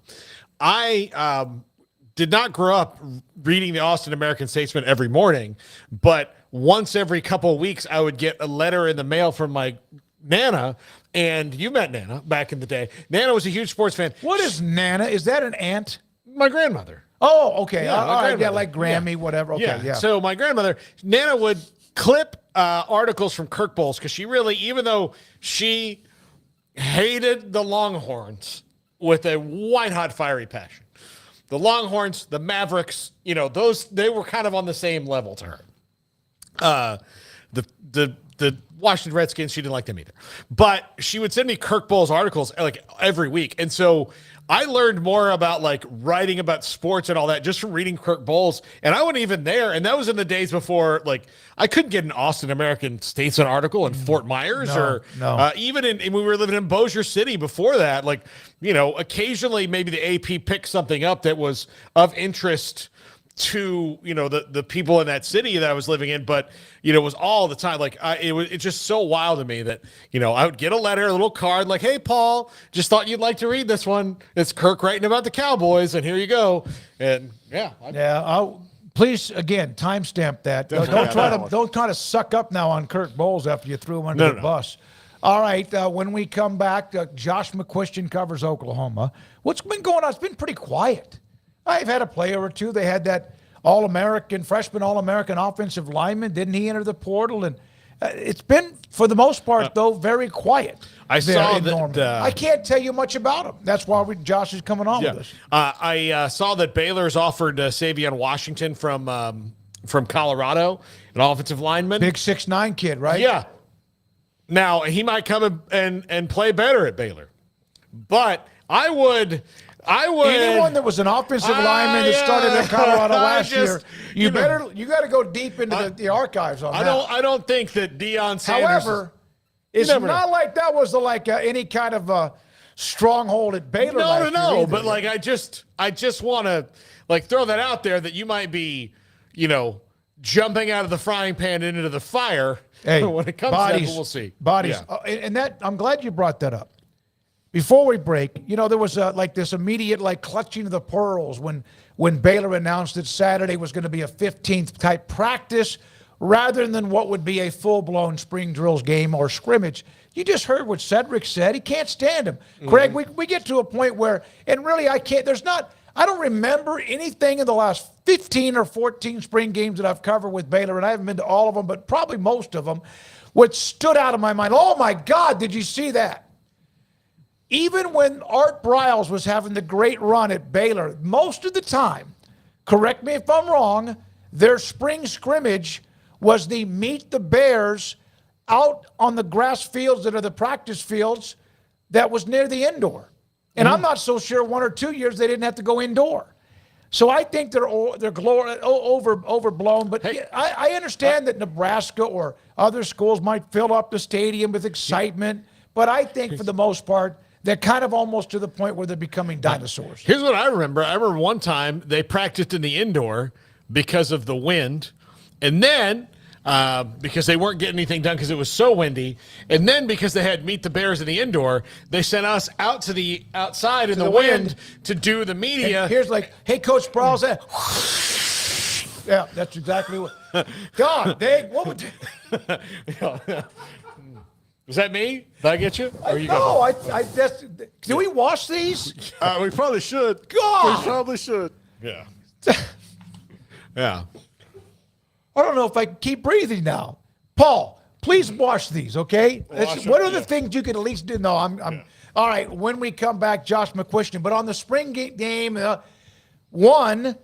Baylor's a school that might lose more than gain more when it comes to the portal. And there are players they have that are new that might then all of a sudden be streaming. Don't think other schools aren't watching everybody else's spring game going, how about that kid at wide receiver, linebacker, wherever? Also, let me say this. I will enjoy not hearing people talk about how blood is running to the tip of their you-know-what because of some guy who's the fourth-string quarterback who threw a pass against the fourth-string defensive back. Oh, we're going to see this kid in the game. He's better than the first stringer. No, he's not. The hell with that. What tip of what body part? Yeah, I think you know. Good I mean, this guy's so good. The fourth-string walk-on. He played six-man in a little town, and he's gritty as hell. And you're like, shut up. One of the other things, and let's be honest, is the fact that you do have a new offensive coordinator, which is a brand new system.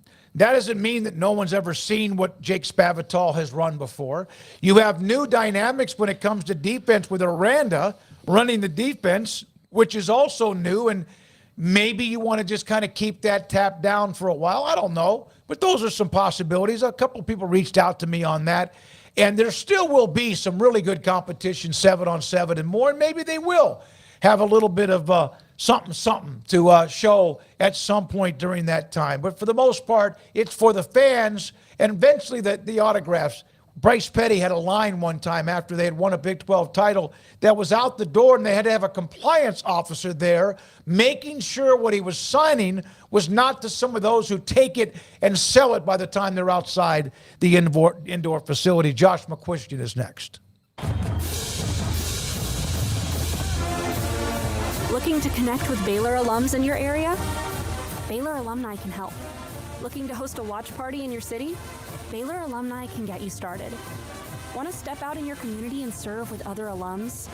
Baylor Alumni is your connection with the university and each other. Let's get started.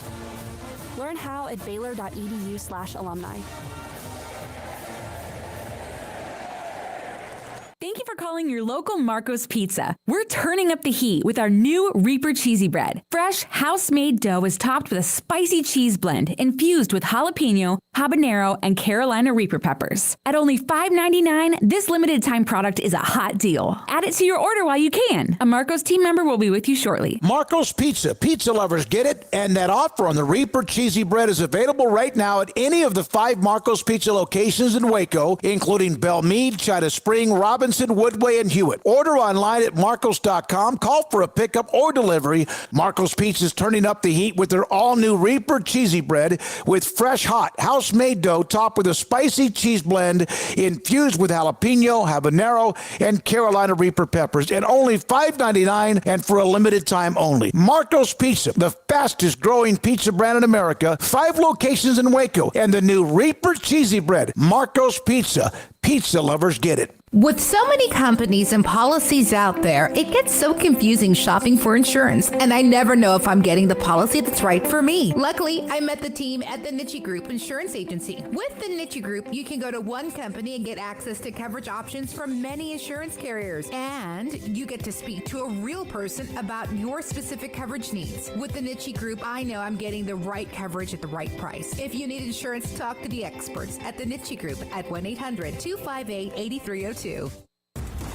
Did you know that 1 out of every 4 men have symptomatic low levels of testosterone and don't even know it? And if you think you're too young to worry about it, guess again. Low T levels can make you feel tired and grumpy, raise your cholesterol, and cause weight gain. Petty Clinic Low T can set up same-day blood screening and results. So if you're tired of being tired, call or go online at pettycliniclowt.com. It's a private clinic with an atmosphere catering to men. Affordable, only $165 a month, including lab work, office consultation, testosterone injections, and follow-up visits, compared to $300 or more a month in Dallas or Austin, and you don't have to drive 90 miles one way or the other and fight the traffic. Petty Clinic Low T has board-certified physician consultations and will provide the best form of brand-strength testosterone. Contact Petty Clinic Low T for increased energy, improvement in sexual desire and performance, mood, concentration, even a decrease in body and belly fat. Just off Highway 84 and Old Hewitt Drive in Woodway, pettycliniclowt.com.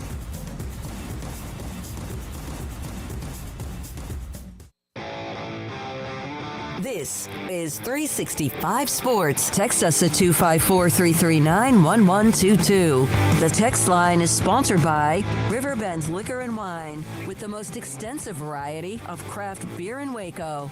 A hidden gem on Lakeshore Drive and 19th Street. It is not because Oklahoma is on their way, or basically might as well. They're a part of the SEC, a matter of time when the calendar flips this summer. But it's like the one program that I can't tell you much about at all based on spring. Been trying to keep up with updates, and that's why Josh McCuistion, Soonerscoop.com, joins us on 365 Sports. Josh, is that me, or is that maybe a common thought that there's not a lot that people know about OU football right now? You know, it's one of those things that's interesting because Brent Venables has had one of the most open spring we can remember. Like we've had, I would say 3, 45-minute plus access to, last Friday, the media got to watch some 2-minute drill stuff, stuff that they don't usually let us have a look at. So it's been open, But I think when I listen to people, it's clear that there are a lot of questions because a lot of the names that people have been familiar with are just not in Norman anymore. So I think that is kind of the thing, is that I think there's not really a great starting point to everybody knowing this team and being familiar with it. Josh, Jackson Arnold, obviously the story, the quarterback, he's going to be the guy. That's the reason that Dylan Gabriel is at Oregon right now. How is he done, and what is plan B after him? Because that seems to be a little bit nebulous. Yeah, and that's been one of the stories of the spring. Now, Jackson, everybody seems very happy with him. You know, like you said, there's a reason Dylan Gabriel's in Eugene. Oklahoma made a choice, basically, and, you know, it had to be one or the other. They bought into the future. They bought into a guy that, you know, let's be honest, probably has more upside than Dylan Gabriel. But we all know if Oklahoma was returning with Dylan Gabriel this year, there'd be one less question mark about this team. I mean, that's just what it is. So I think when you look at Jackson, there's been some learning curve. The spring's been a little tough because, unlike the last few years, Oklahoma's rebuilding their entire offensive line. So I think it's been tough for him to really just settle in. Like, it would be great if you had all this returning experience in front of him, but you don't have it. And on top of that, Oklahoma's defense looks like it's going to be one of the better units we've seen at Oklahoma in 10 or 15 years. So there's a lot compiling on him, and it's kind of hard to know what that means for the spring, you know, how that relates. But I will say behind him, they kind of got a nice break. Casey Thompson, you know, was at Texas, was at Nebraska, you know, spent last year in Florida. There is, he has transferred in. He's going to be, you know, kind of the veteran savvy guy. Kind of one of those things where I think if Oklahoma had to have him in a pinch, he's probably the guy that plays. But what I will say is they've been very, very happy with Michael Hawkins, the guy who, you know, just should be finishing his senior year of high school, but he's really impressed some people here in the spring. Now, again, that's a touch if you must, but I don't think they want to get into that if they don't have to. Why do you think Venables was so much more open or accessible this spring? I have some theories on this, and I guess I'm a conspiracy theory guy.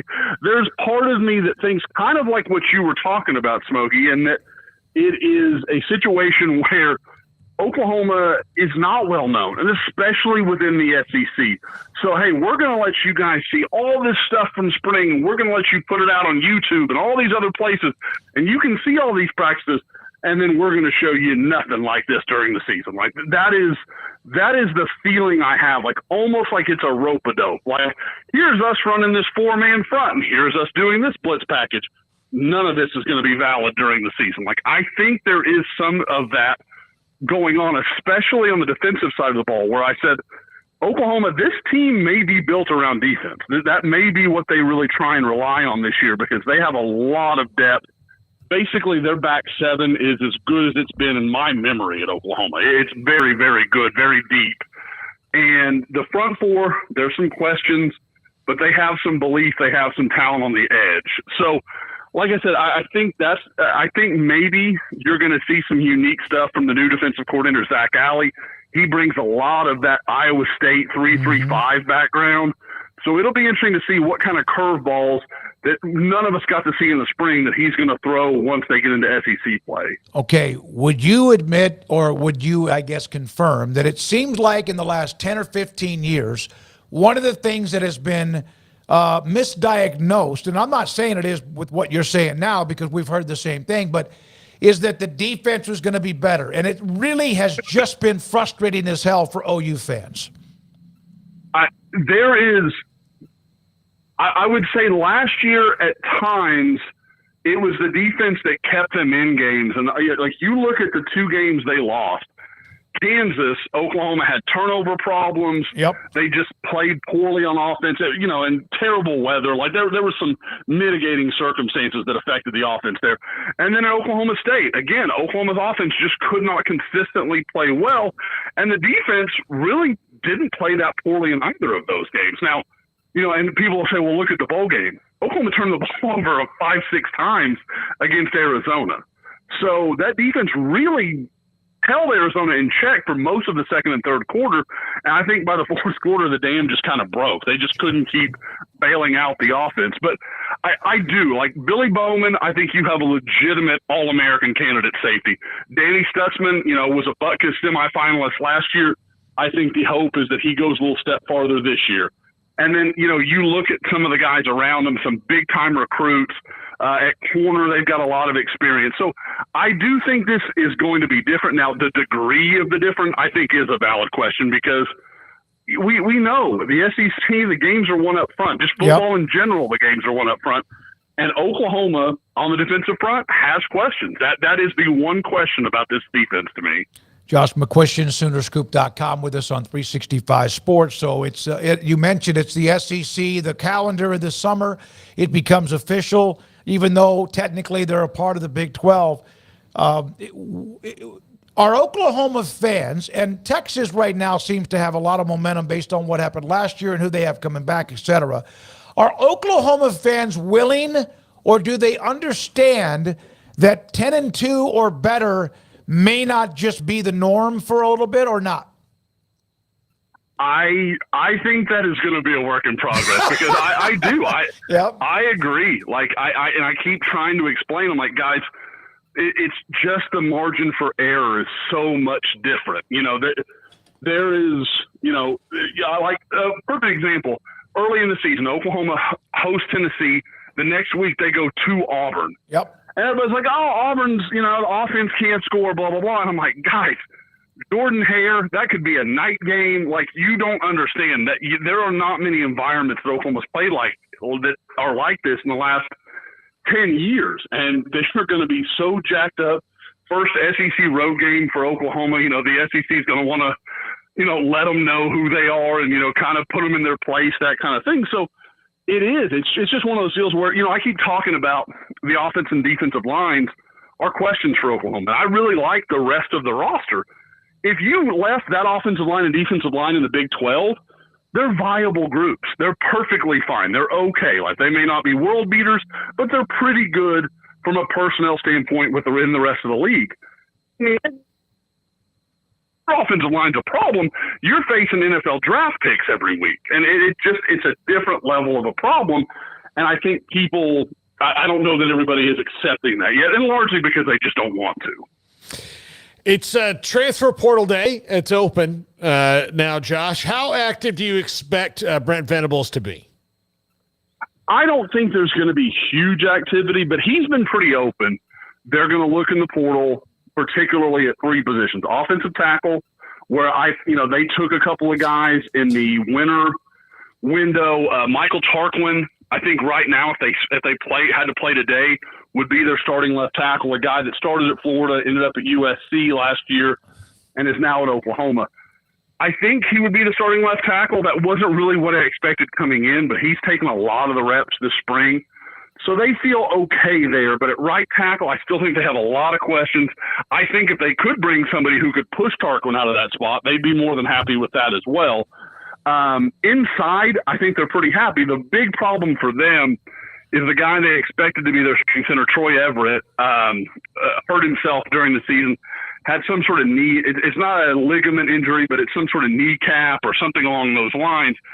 They're hoping he's going to be back by about mid-fall camp, but you can tell they're not sure about it yet. So I think they want to try to find a center. They're bringing in the kid from SMU that's a nice player. This weekend he'll actually be on campus. So those are the two spots on the offensive side. And defensively, like I said, I think it's a defensive tackle. They'd like to find a good, steady player. Doesn't have to be an All-American or anything like that, but just a solid guy who can eat up some reps because they've got a lot of really good young defensive linemen, but they don't want to throw those guys in the deep end in the start of the season. Josh, we appreciate your time. It is the SEC coming up, and oh my God, the chat room is.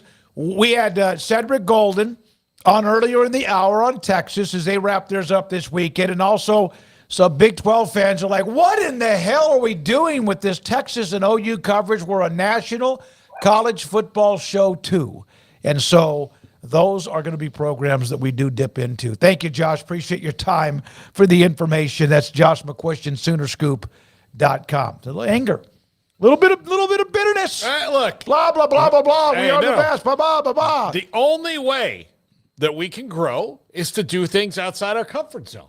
Outside of what, look, you gotta open your eyes. We're not mad at Texas and Oklahoma. And I'll tell you, my biggest pet peeve that you and I ever dealt with in this business at all was people would call the radio station like, hey, do they talk about Baylor on the Texas station? And I would say, guess what? I don't give a crap. Don't care. I don't care if they don't care. We're doing it, and that's what we're going to do. Listen, don't listen. That's fine. But. The SEC Tuesday on 365 Sports. You all are I'm telling you, I'm going to say it. We love every one of you. Mwah! Except for Paxton. No, I'm kidding. No, the Santa Green. But stop. Yeah. I could have spread that out. Done Texas offense on Monday, defense Thursday. But thanks to Josh McCuistion and Cedric Golden for their time today. Oh, my God. The other thing, for us to talk about Texas quite often, it's like brushing your teeth. No! I mean, actually doing it. No, everyone, I get what you're saying. That was a little overdose, and I told Garrett we should not go back-to-back with segments on Texas and OU. I thought that was a little overkill, but we know why you cover it, Smoak. It doesn't mean you're going to make me like it. Those two bore me now. I get it, and I've had others that, hey, are you guys going to keep covering them? Yes, we are. And by the way, if Oklahoma fades into oblivion, you won't hear much about them unless it's because you're saying, Oklahoma has faded into oblivion, and who knows, maybe they'll be better than that. All right, when we come back, the 5 o'clock hour, we've got a couple of more notes to get to. Are the graphics still down? Are we still able? Okay. Jack had to do some on the fly because we were late, and so he took the guest list and made them in about 10 we need minutes. to talk about Patrick Mahomes on the cover of a magazine that's a national, if not worldwide magazine. We also need to get into Rory McIlroy countering whatever the rumors were that Paul started yesterday about he and Live Golf. And there's much more to get to as well. Texas Tech picks up a basketball transfer from Drake. We'll get to that and more. We do appreciate you. This is 365 Sports. Established in 2007 and independently owned, Alliance Bank Central Texas is committed to helping families and businesses meet their financial goals. From their tellers to their board of directors, they know the importance of superior service and competitive products. Customers have confidence knowing that their financial needs are in good hands. It's your bank, Alliance Bank Central Texas, with 2 Waco locations, 4721 Bosque Boulevard and 191 Archway Drive on Highway 84, and at AllianceBankTexas.com. Member FDIC and equal housing lender.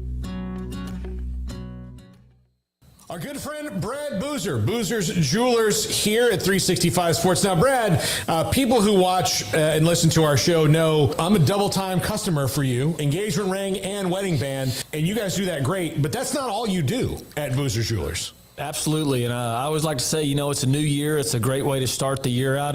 Go through your old jewelry. Go through your wife's jewelry box. Go through anything you're maybe not wearing, something that's broken, something that you're not using. We do a massive amount of custom work. We can take your old jewelry, old diamonds, old watches, and we can convert it into something special for you and make a one-of-a-kind piece of jewelry. And if that's not something you're interested in, a great thing is we can turn that into cash. So we buy gold, we buy diamonds, we'll buy Rolex watches, any kind of heirloom jewelry, anything that's maybe passed down to you. Boozer's Jewelers, where do they find you, Brad? We're at 1025 North Valley Mills Drive, right on the corner of Lake Air Drive and Valley Mills with the big clock on the corner. Pioneer Steel and Pipe opened their doors in 1943, and they have never wavered with their focus on great product and customer service, relationships with a handshake, making sure you, the customer, is satisfied. Their new facility is now twice the size, allowing new inventory, higher quantities, and in a much more organized fashion. In addition to the long lengths in tubing, angles, channels, rods, and flat, Pioneer Steel and Pipe now offers several shorter, more convenient lengths of material already cut. Their 2,500 square foot showroom has over 1,000 new products in stock, new welding supplies, hardware, quickcrete, and do-it-yourself components for any project, whether you are a professional contractor or weekend warrior. The new facility is designed to make your loading experience faster and more efficient with easy drive lanes around the building and much more room to get your trailer loaded. Our location may have changed, but our values haven't, and our relationship with customers goes much farther than just business. Pioneer Steel and Pipe on Loop 340 and Highway 6 and just east of I-35 in Waco. This is 365 Sports, powered by Sikkim365.com. Enjoying the show? Hit the like button and subscribe. Wish we could show you the magazine, but we have a couple of things, gremlins that opened up today. Two different, to me, images that I think are beautiful and also would say everything. Patrick Mahomes on the cover, and there will be numerous cover boys and girls, of Time Magazine Top 100 Influential People for 2024. Good for him. He has handled not only being a great athlete, a great businessman, a great family man, but one of the things about Patrick Mahomes is you don't hear about anything negative. Oh my God, he threw a tantrum after the game against Buffalo, or on the sidelines or whatever it was, and people melted down. You don't hear things about him. He is, no one is clean as a whistle. Nobody is. Nobody that's walked this earth is clean as a whistle. There may be one person, right, Paul? Mm-hmm. But Patrick Mahomes, as all of what he's done, the former Texas Tech star from White House, Texas, among the top 100 most influential people for Time Magazine this year. The other story that's interesting, a little bit outside of course, college football, is yesterday Paul Catalina started the rumor. No, I just sent you a text. No, you did. That there was an $850 million offer on the table for Rory McIlroy to join LIV. Greg Norman followed him around during the Masters, maybe for a half a round or 10 holes, whatever. And hey, by the way, I mean, would anything surprise you? We even had Ryan Andrade from RotoWire discuss it a little bit with us. Nothing anymore surprises me. Nothing anymore would surprise me. I never thought John Rahm would flip, but Rory and LIV was just like, no. Tiger and Rory, no. Even if you think LIV is fine or not, I will play the PGA Tour for the rest of my career. He did an article, he did an interview today with Lewis, Todd Lewis of the Golf Channel. Lengthy interview with Todd Lewis about LIV. Maybe there was some sort of discussion because he's also met with the guy that runs the PIF, whatever. So I don't even know where this started. So unless somebody can show like a text message or a picture, but he said, I'm playing the rest of my career on the PGA Tour. Unless, of course, Paul, somebody buys the PGA Tour and names it something else, then he would be playing for a different type tour. Yeah, no, I don't know if I've ever had more respect for a guy than Rory McIlroy as far as sticking to your guns and, and also not letting, he could have let that story fester. Like a lot of guys who might be actually negotiating with LIV could let the story go out there and let's see you test the waters. How much of a hypocrite would I really look like? Float up one of those balloons and see how the people react how this works. And Rory Mac was like, no, I'm playing for the PGA Tour. And here's the other thing that I like. And he said, look, everybody makes their own decisions. I don't begrudge them that. He's like, I've learned that in the last 2 years. It's different for everybody. But also, Rory McIlroy is telling me, telling the world is, I have enough money. I've made tons of money, more money that you see this microphone, I can break it right now. It doesn't matter. I'll buy you a new one. It's not going to hurt me. I'm not driven by that.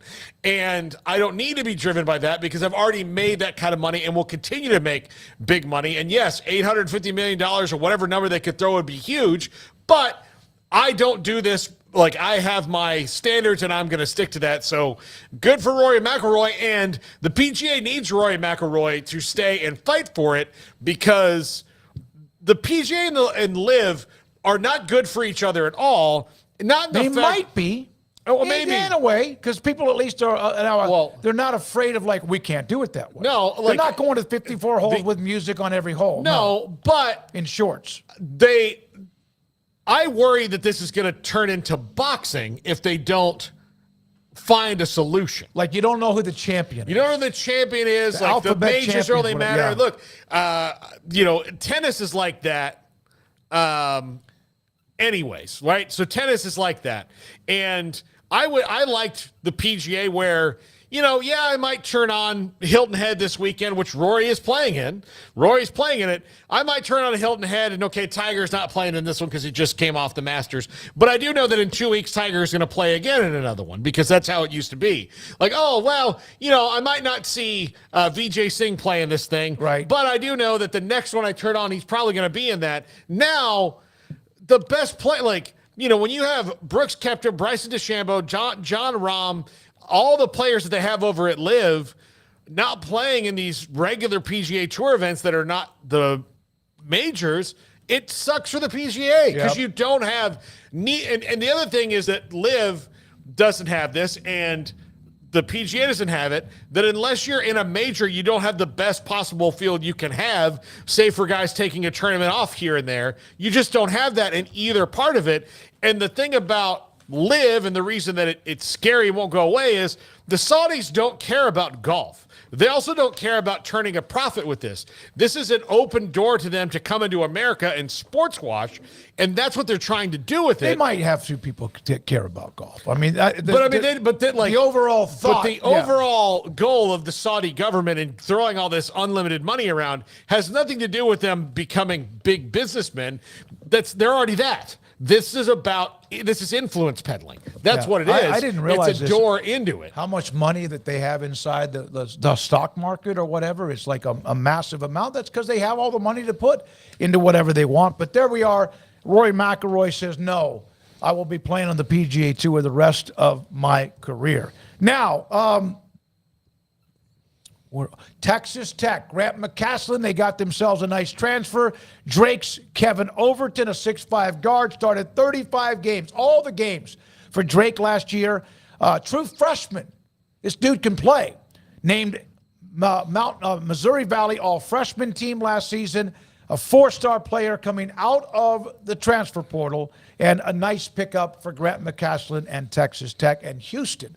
Other than Jamal Shed leaving, and unfortunately, with that awful injury that he had in the tournament, is anyone else leaving Houston? Because everybody I've seen from L.J. Cryer, name them, are coming back. And now Jonathan Arsenault is back. Run it back on his feed. The young man from Houston, he's also another one that's going back to play whatever stud player they're going to get. Yeah. That's the other thing. They got the guard from OU. Yeah, they got the guard from OU. They've got him, and they'll probably get somebody else as well. Yep. So, Kelvin Sampson, and I do his career is not going to be that much longer, you would think, in the grand scheme of how long it's already been.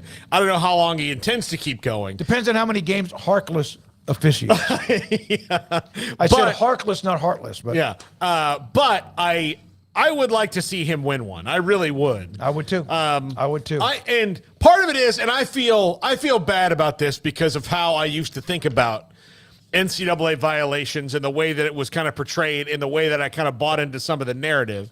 Like, I remember thinking that Kelvin Sampson was a dirty coach. And then when you look back on it and you're like, oh, he made extra phone calls? Like, that's the thing he did because the NCAA didn't understand how cell phones really kind of work and how to do that. And, maybe he was a little over aggressive. Like, that's the worst thing you're going to find about him. And then everything else that they're mad about is all legal now. And, probably should have been legal from the beginning and they wouldn't have had all these problems. So I feel I owe apologies just for my previous sports opinions, especially on the air, to coaches like Kelvin Sampson and Jim Tressel. And now that Jim Tressel did lie, which wasn't a smart thing to do because that's what kind of derailed him, is that he lied about this. But he lied because he thought it was stupid that Terrell Pryor and these other players were getting in trouble because they got free tattoos, because a tattoo is not a fungible asset. It's not something that like Terrell Pryor could take off of his arm and then be like, oh, you want this tattoo? That's going to be $5,000. I only paid $500. So there you go. Like, oh yeah, but that's not like, it was just so stupid. So I get like trying to get the NCAA off your back because you're like, oh, this was dumb. These guys did this, but it's also dumb that you care. Like, this is all, is the extra benefit free tattoos? Well, that's only going to fit a certain subset of the recruiting populace anyway. And it's not like not everybody in town could go find a free tattoo in any college town in America that likes the team. So again, it's not even an advantage. So those things have changed so much for me. I just think that I want to see coaches who've done the long haul, like Kelvin Sampson has, finally get that trophy. It would I would be, love for it'd be him cool to see. to have that chance, and I know that others in the Big 12. Well, what about us? No, I hope that they can have multiple teams other than Kansas and Baylor. And Tech was so damn close when Chris Beard was there. That team was so close the year that Virginia won the national title. I asked this question, and I just sent a text to Mike Rodak, who covers Alabama. Did we not yesterday discuss Isaiah Bond? Was that right? The wide receiver from Alabama who came in January, and we were talking about, well, no, the SEC in-conference transfer rule you can't does not transfer. apply. But no, it does to Texas and OU, and that happened because of the Nick Saban window that kicked in once he retired. So then it made me wonder, this story popped out to me from Brett Greenberg. Auburn transfer guard Aiden Holloway. Auburn transfer guard Aiden Holloway will visit Alabama on Thursday. But he's a basketball guard, not a football not an guard. offensive lineman. And so I just sent Mike a text about, is the SEC inside the SEC transfer portal policy? Does that not include men's basketball? It should if you have it for football. It should cover for everything. There may be something else behind here. I don't know. But Auburn to Alabama, that's enough in itself. But also within the SEC, maybe there's something in there that's some kind of a clause or kick-in that I'm not thinking about with that. So there we are. A friend of ours, we've known him, Paul. Remember Rick in West used to listen to our show all the time? I remember him well, yeah. He was telling me just that this is a random note out of anywhere, but the Texas Rowing Championships will be at the Trading House Park April 19th through the 21st. That's coming up this weekend.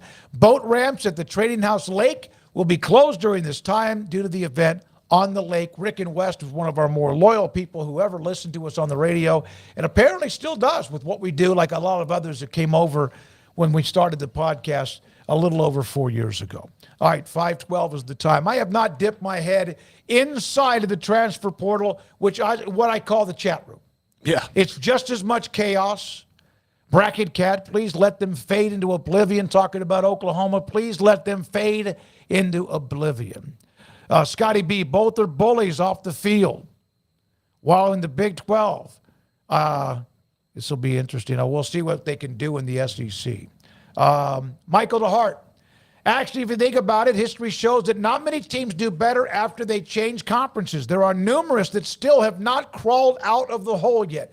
And that, to me, is a story that's probably worth even some kind of a documentary or someone digging into it. Maybe that's going to be Jana Bardal, Sam Kahn, Bruce Feldman, Stuart Mandel, whoever, Max Olson, because he's right. Mm-hmm. He's right. So if you're Oregon and Washington, USC and UCLA, if you are Texas and Oklahoma, Utah, Arizona State and Colorado, no matter what it appears the kind of momentum, if any of you or them have, it's right. And it really doesn't make any sense. Some got out of their own little cubby hole. So why is that? Unfamiliarity? Some left conferences because they weren't good where they were. Like, with all due respect, Rutgers, Maryland, whatever. And that's not taking a pot shot. By the way, Mike Rodak just said this to me. The SEC, wow, it's a great response from him. Thank you. The SEC will allow immediate eligibility for intra-conference transfers following a vote today. This was in June of 2021. Huh. So is that just for other sports? It must be. It must be. But we know it's still alive in football. Yeah, because that's a rule they have there. So, all right, Mike just said that. Thank you, man. That's from the SEC itself. Let me see here. Let me lead this through this. We got a couple of minutes here. As a result of the SEC's new policy, student athletes who transfer directly within the conference will no longer be required to serve an automatic year in residence at their new school before being eligible for competition. This is an important measure to further support student athletes throughout the conference. while maintaining the expectations that coaches and others avoid improper recruiting. This change will ensure that student athletes who enroll in an SEC member institution will enjoy the flexibility afforded other student athletes around the country. In order to gain immediate eligibility, student athlete will need to declare his or her intent to transfer by February 1 for fall sports, May 1st for winter sports, July 1st for spring sports.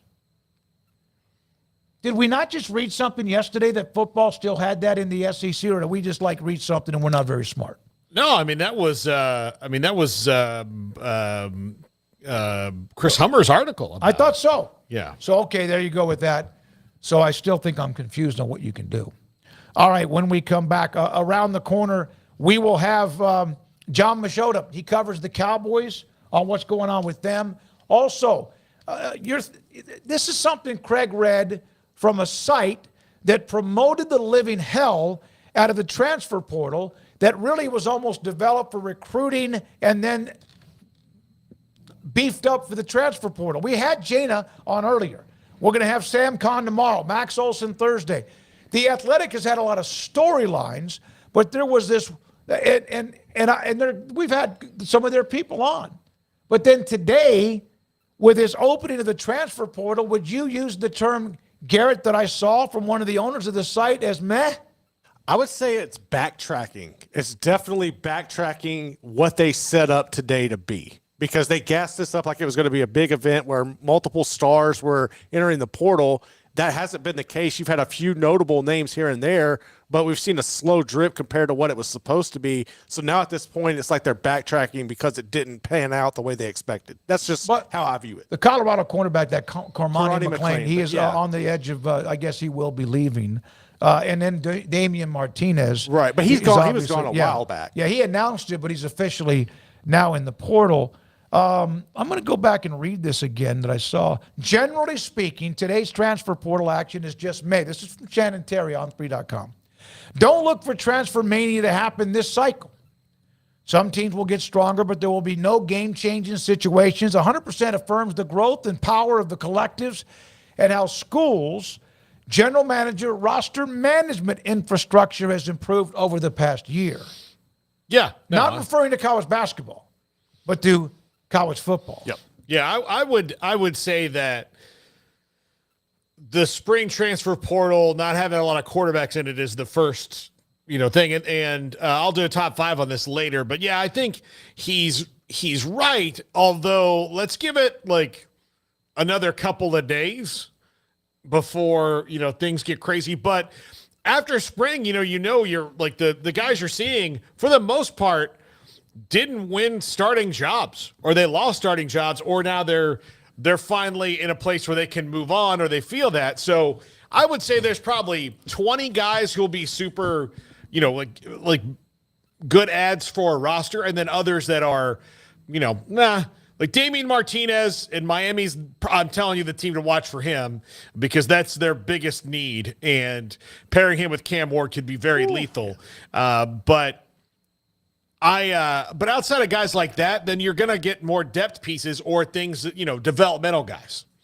I also think there's a large portion, I'm going to say a large, but there's a portion of programs, Baylor being one included, who still have spring going this weekend. So maybe once everybody officially wraps up, then you could see the shift start to come. I had somebody tell me about a program where the players, with a coach or so who has left to go coach at another school, that brought in players for this semester, for this school, whoever it might be, and that some of them, the timing depends, and we read the one from Jeff Goodman about making sure they get their NIL checks, then jumping into the portal, so there might be a little bit of that too. All right, when we come back, we'll hear from John Machota on the Cowboys. Stephen Jones today saying that the Cowboys have always been all in. I'm sorry, did I laugh? That was very rude. In fact, they've had 3 consecutive 12-plus win seasons, Paul. They are about to spend millions and millions, hundreds of millions of dollars on Dak and CeeDee Lamb and Micah Parsons. Okay, about to, great. Why not do it before? What do you mean? know you're going to do it. Oh, I know, and I know that part. That's Like, because they'll and I know it'll be a slow drip, so they get all the attention. But like the slow playing thing is what's hurting you. If you know you're going to be in salary cap jail, which they knew months ago, then you may have to capitulate to the players a little bit because you either do a rebuild right now. And I do think that, like, Jerry likes the idea that those people who don't like Dak because he hasn't won the playoffs and can throw that out there, Jerry's showing that, like, oh, yeah, I'm putting Dak on notice. The hell you are. He's going to sign an extension because if he doesn't sign an extension, you want to talk about screwed? No. You're really screwed then. Yeah. No, you're right about that. There's Trey no Aikman question ain't about walking that. through that door. Well, actually, he is, but he's going to go sit in the booth and relax and do television. When we come back, I've said it now 10 times, but John Machota, the Athletic, talking about the Cowboys and Stephen Jones's thoughts today. This is 365 Sports. And Marco's Pizza is the fastest growing pizza brand in America. Marco's Pizza, Marcos.com, pizza lovers get it. Bob Mock has 5 locations in the Waco area: China Spring, Robinson, Belmead, Woodway, and Hewitt. And it was, I don't know, maybe 5 or 6 years ago, there was nothing. That's why that's part of being the fastest growing pizza brand in America. The other day, I was on my way in from being out of town. I didn't want to cook, although I love to cook. And I was kind of being a little bit maybe lazy. And I said, let me just call them. I'll go pick up a pizza. I did. It was great. And that way I didn't have to sit there and worry about spending 45 minutes to an hour cooking and then having to clean up. And the pizza was fantastic. Most of the time for me, pizza. I had one, of course, we have some different pizzas delivered to our studio. But most of the time for me, it's either sausage and pepperoni. And they have the sausage pepperoni magnifico. I love thin crust. I'm not one of those that likes the big, thick crust or anything, all the other stuff they put in it. I love thin crust pizza. Marco's Pizza. Pizza lovers get it. It's Ram Truck Month at Allen Samuels in Waco. Get a 2024 Ram 1500 Lone Star with 0% for 72 months. Don't miss out on this incredible deal. Hurry in today and drive home in the truck of your dreams, only at Allen Samuels in Waco. Developed by Startup Waco, a nonprofit organization, GXG is a program designed to support the entrepreneurial development of Baylor University student athletes through NIL activations. The program helps student athletes maximize their platforms and offers a comprehensive support system for them to create and grow new businesses that not only benefit themselves, but also uplift the local economy. Fans who wish to support student athletes can donate to GXG via the GXG NIL Fund, BaylorBears.com/GXG. Contributions to support NIL activations through GXG can be made at BaylorBears.com/GXG.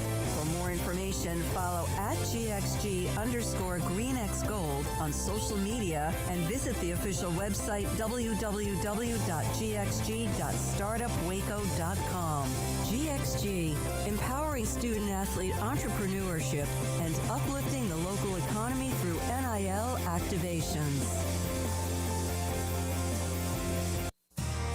How did Edward Jones become one of the biggest financial service companies in the world?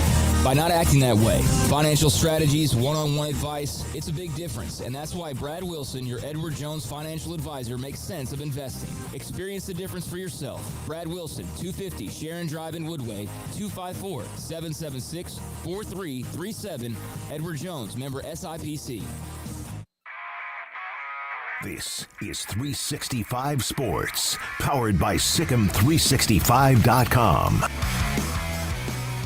The 5 o'clock hour is sponsored by Edward Jones Investments with financial advisor Brad Wilson. Investing is time and experience back to you and your money during today's changing times. Edward Jones, making sense of investing. Now, here's David Smoak, Paul Catalina, and Craig Smoak. All right, Craig is at Baylor football practice. He could be out of pocket and then get the post practice a little after 6 o'clock today. Baylor has basically will be a 15th practice, not a game or anything like that, or scrimmage on Saturday when they do that. All right, we're joined by John Machota. We haven't had him on too long. Actually, I had him on when you were gone a couple weeks ago, but yes. Oh, okay. Well, that's good because he's great at what he does, covers the Cowboys. John, thank you for your time. What has been the reaction to Stephen Jones saying that the Cowboys have always been all in? Not good. What's kind of funny about this, and I talk about it with my friends from time to time, is, I'm a big part of my life is social media driven, just because of the job that we have and just how much information's on social media. And then obviously, putting out information about the Cowboys on social media is a big part of what I do. And I don't think Steven lives in that world. I think he has an idea of how frustrated the fans are on social media, but I don't know if he really knows. And maybe that's a good thing, because he can just, tune it out, and that's not part of his life.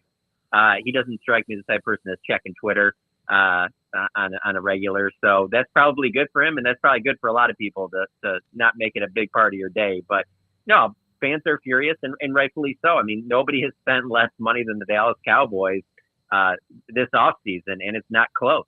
And so Steven's going to make the case that, well, that's because, they're setting themselves up so they can re-sign Dak and Micah and CD. And fans don't want to hear that. They want more than that. They want a team that's better than the one that was on the field last year. And they're not going to get that. And so because of that, it's just going to be a frustrated fan base, and they deserve to be frustrated. It's been too long since they've had playoff success. And the fact that all three of those guys that they're talking about still hasn't been signed yet, and they've only really made one free agency acquisition. I mean, they normally don't do a ton this time of year, and they've even taken that to another level where it's almost like, if you're a fan, I can see you feeling like they're almost taunting you. All right, you're the expert among us, and I hate to say that because I know more about the Cowboys than I used to. But I got to ask him a follow-up. Paul, you mentioned this a minute ago. They're going to sign all three of them. It's not like they're not. They would burn down Frisco. So why not do it now all at once? Is there a time deadline, calendar date? Why not just get it done and move on with knowing what you have? Sorry.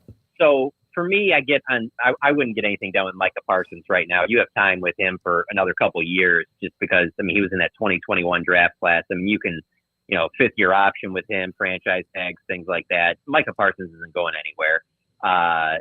With Dak, that's the one that surprises me. Well, actually, it's probably still second. CD surprised me the most, just because he has proved it year after year for 4 consecutive years now that he is a legitimate number one wide receiver, not only on your team, but in the league. And so what those parameters are. It's going to be a deal around $30 million per year. And because of that, I don't understand why that one hasn't been done yet, because I don't think there's anything else that we need to see from CD to know if he's worthy of one of those type of contracts, one of those top wide receiver in the game contracts. And he certainly has done everything to show you that he is. And that the other part is he's shown you that he continues to get better. There's nothing about CD Lamb that makes you think, yeah, this could be like a Zeke situation where those first 4 years might be the best you get from him, and we might be paying him for what he's done in the past as opposed to the future. I think CD Lamb could still get better. So that one surprised me the most. Dak, they will not say this, and I haven't heard this from anybody in the organization, but there's a part of me that thinks that they're fine with him playing this out on almost like a prove it type deal. Like, maybe to them, they want to see what he can do under this final year of his contract, because maybe next offseason they would entertain the idea of moving on from him, which nobody has said up to this point. Everyone has spoke glowingly about Dak, but actions speak louder than words. And for a deal with this a franchise quarterback not to be done to this point, you have to factor that in, that maybe they're not completely as sold as we thought they were. Yeah, is part of this that Jerry Jones deadlines make deals nonsense? I'm sure that some of that factors in. I'll say this. I don't understand what happened with the last Dak contract, where Dak clearly won on that deal and got what he wanted. And then you even go to more recently, like to pay Zach Martin after he didn't show up at training camp. That opens the door for anybody like a Dak or a CD to, a Micah to not show up to any of these off-season type things if they're trying to use that as leverage. Now, of course, there are very few guys that can do that type of leverage. If you're a, just an average starter or a bench guy, you're not going to be able to pull that off. But if you're one of these top 2 or 3 guys that they obviously want to re-sign, you can do a lot. That you have all the leverage right now. Whether you're talking about CD, Micah, or Dak, the contract that they're going to get, it's not just like this is a Cowboys thing. If you don't want to pay them, they're going to get it from another team. Dak Prescott is such a great example. you really can't have too much of a worse injury than he had going into that contract year. And he still got everything, and he won that deal. I mean, he got all the money he wanted. He got the no trade clause. He got the no franchise tag clause. He got everything. And that was coming off of a gruesome injury that probably 20 years ago was a career-ending type injury. So where are you saving any money? I just don't see that happening. So how does Dak think about all this? Or what does Dak and his agent, what do they think about all this? Well, you can question Dak Prescott on the field, the lack of playoff success, and that's completely valid. But off the field, I mean, you're not going to find a better team guy, leader type guy, a guy that's able to put distractions behind him better than Dak Prescott. And so, I mean, he's a franchise quarterback of the Dallas Cowboys, and so he's going to say the right things and do the right things. And so, I find it hard to believe that if we added him on this call right now, that he would really go into all this depth about how frustrated he is.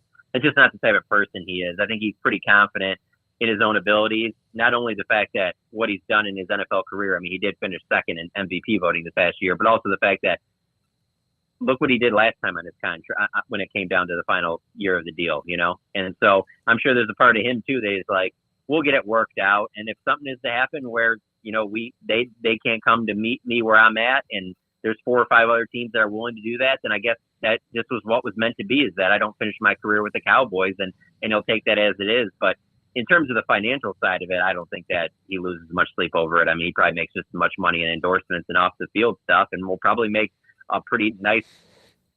he'll get a pretty nice salary doing TV work when the game's over. He hasn't said he wanted to do TV work. He's been asked a bunch, but I'll believe him turning away that paycheck when it comes his way, because he's a great dude, and he knows the game, and I can easily see him having one of these big time TV jobs, and you see the money keeps going up and up there. The money won't be an issue. It's just whether or not he's going to finish his career with the Cowboys. And right now you have to say that it's more in question than it's ever been before. All right. Aikman, Romo, Laufenberg does the color. No one's better. I know I'm missing somebody. But I mean, even you add in Marcus Spears has a great job. Yes. Daryl Moose Johnston. I mean, yep. It's just very interesting to me, especially now that the NCAA tournament just got done. Who? Oh yeah, Michael Irvin. Michael Irvin. Yeah, he is. I mean, he's another guy that is a part of some highly thought of spots. Yeah. But real quick, I was just going to add in there. There's just something about watching the NCAA tournament and watching a lot of college basketball over the last couple months really just had me thinking about the whole Cowboys Duke thing. If you have a good career for one of those teams and you want to be in TV, you're going to be in TV. Yeah, you're right. I brought this up earlier with Paul and Craig and Garrett. We were looking at, what was it? The ratings of the Masters was down 20%. Now, they had not included the streaming numbers. And also, no matter if you love him or hate him or you get tired of watching him and he sucks right now, Tiger Woods not being a part of at least something to do with Sunday afternoon doesn't help. And I'm sure CBS the whole time was like, oh, my God. And I said this, a 1-8 Cowboys against 4-5 Philadelphia is going to get a better number than 9-0 Denver against 8-1 Vegas, because that's just the way things are. You can't get away from it, right? Oh yeah, no, absolutely. This year will be a great test for that, especially if the Cowboys get off to a slow start, because the way that season ended last year, it was such a gut punch to not just the players, but obviously fans too as well. And so it'll be interesting to see if they start off and it's kind of rocky. It'll be interesting to see what those TV numbers are, and if they get moved out of some prime time spots and things. It'd have to get really ugly for that to happen. Basically towards the end of that 2020 season, when they were awful during that pandemic year. You saw towards the back end of the season they got moved out of some of those primetime games. I remember that was a first. But as long as the Cowboys are competitive, they are absolutely Tiger Woods or Caitlin Clark or whatever that draw is, that people that don't really even have a big rooting interest will still tune in because of them. John, we are just over a week away from the draft, and they sit at 24. You and Saad have done a lot of work going through possibilities. Do you think that trading down is provided that the situation is right for them to trade down, but the fact they don't have a 4th round pick, they only have 3 picks in that top 100, that it would not be a bad idea, especially if a team, like say Buffalo or somebody, that's 4 or 5 picks behind them wanted to jump up and grab somebody? Yeah, there's no question. It's a great question to be asking me right now. I literally just got done writing a story for The Athletic for tomorrow morning about just breaking down the 3 scenarios of just staying at 24, trading up, or trading up as in moving ahead or moving back. And moving back makes a ton of sense. But I still think I put it at 33% chance that it happens, only because while the Cowboys might want to do it, you got to find that partner too. And part of the thing that helps that happen is what, unravels in front of you, just using the last time the Cowboys traded was 2021 with Micah Parsons, but they're not trading back to 12 with Micah Parsons if J.C. Horn is there. They wanted one of those corners. They're not trading back to 12. They're picking at 10 if Patrick Surtain is still there. They wanted one of those corners, but those guys go off the board. That's when you start going, okay, well, those are the guys we wanted. Let's move back and gain some capital here. So it's going to take some players to fall a little bit that other teams behind them are going to want. The one interesting thing that factors in with me is you throw in, let's say, like a Michael Penix, like a quarterback who I'm not, the Cowboys aren't taking a quarterback in the first round. But the problem is that the teams that are right behind them in the first round probably don't need a quarterback either. So it's like, okay, one of those teams picking high in the second round, are you all of a sudden going to trade back from that? And I just don't think that trading out of the first round is smart. First of all, if you go back to the Cowboys history, the drafts when they haven't had a first round pick are bad. I mean, they're all bad. You don't want to trade out of the first round. Mm-hmm. So there has to be a player available that other teams are going to want to move up in front of you. And if that player's there and you aren't just absolutely in love with the guy that's there, by all means, trading back from 24 to 27, 28, 29, getting a 4th round pick in return, man, that's the best case scenario, I feel like, for the Cowboys. I agree, John. I totally agree. Well, Brad Sham did too, didn't he? Yeah, Brad Sham thought so. It's just, they're the problem that I think a lot of fans don't realize is the salary cap hell is now, and it's also in 2025 as well. Even when they raise the cap again, the Cowboys are still going to be in trouble no matter what. Even getting a deal done with Dak and CD and then I guess maybe next year Micah, they're still going to have some problems. So they need players, especially players in the top 100, who can contribute to them at least by year 2. Yeah, no question about that. They're going to, whether you're talking about where they are with the salary cap now or after they pay Dak, CD, Micah, it's in a spot now where it's Will McClay has to shine more than ever. They need good drafts to kind of fill in the gaps around that star talent that's going to take up such a huge chunk of that salary cap. So the thing is too, is you talk about them not having a 4th round pick. Well, they also, their 5th is super late because it's the compensatory pick. So you're talking about at the end of that 3rd round where they pick at 87, when they pick at the end of the 5th, I mean, that's around 90 picks. So for 90 picks, they're not going to have a selection. They're just going to be sitting around. I find it hard to believe. I feel like they're going to try and maneuver some way, somehow to get into that, because when you do as little as they've done in free agency, which is the least I feel like they've ever done, you have so many holes that you are forced to fill with this draft class. I don't know how you can get it done without making a move to get a couple extra picks. Yeah, it's one of the things they have done is not overspend early on free agency. When was the last time they jumped in on somebody and overspent for somebody as a free agent? It was Brandon Carr in 2012. And they're still paying for him. They're still paying his salary. Yeah, I think so. 2012 was a game changer in a lot of ways, because 2012 was the last time they did anything in free agency like that, and 2012 was the last time they traded up in a draft when they traded up for Morris Claiborne, and they haven't done either of those things since. And since then, yeah, they've had, three consecutive regular seasons that only the Chiefs are better. Just obviously they haven't done anything in the playoffs. So they've found a way to put together pretty talented rosters by not doing that stuff. The problem is that you sit there, and when you're in the business like we are, is you sit there and you just wonder, well, if you did some of those other things and kind of maybe pushed it over the edge a little bit, maybe that's what put you over the top in January. Yeah, there you go. It is, and they have wasted 2 windows of quarterbacks who were freebies and didn't have to pay them a lot. Yeah. And Romo and Dak. Now, that doesn't mean that they aren't paying them a lot in the end, but they had 2 windows. And John, isn't that kind of the internal discussion that, hey, We had our window. We went for it, and we just have to now pay the premium like a credit card, and we might still be able to hit on some things, but we just can't go and keep spending the credit card. That is correct.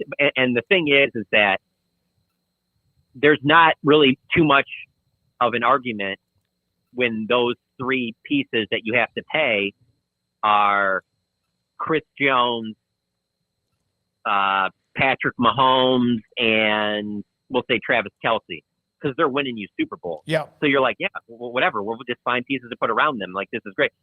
But when those three pieces are all in the prime of their careers, and you have good regular seasons, and particularly this season, everything lines up for you. You get home field, like you get the second seed. People didn't even think you would have a chance at that. You've been playing so well at home, and then you get just absolutely destroyed the way you did in that game.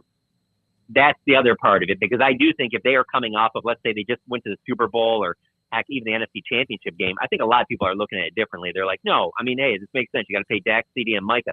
The problem is that you've got to pay Dak, CD, and Micah, and all of them were healthy on the field in the primes of their careers, and they couldn't get past the Green Bay Packers at home and really couldn't even be competitive in that game. I mean, that stuff's pretty disheartening.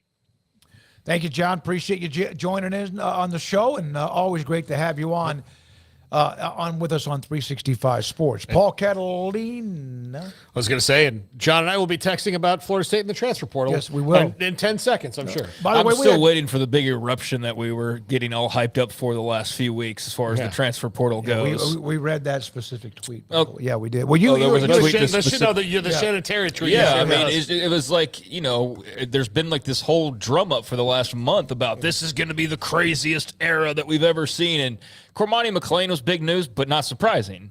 Penny Boone, I guess I pointed that one. But again, how many people are really all that worked up about his decision? So I mean, okay, Damian Martinez is a huge player in the portal, but it's not surprising given like his coach left, the conference is changed. Like he could have done this back in December and nobody would have batted an eye. Yeah, absolutely. So it's not that surprising.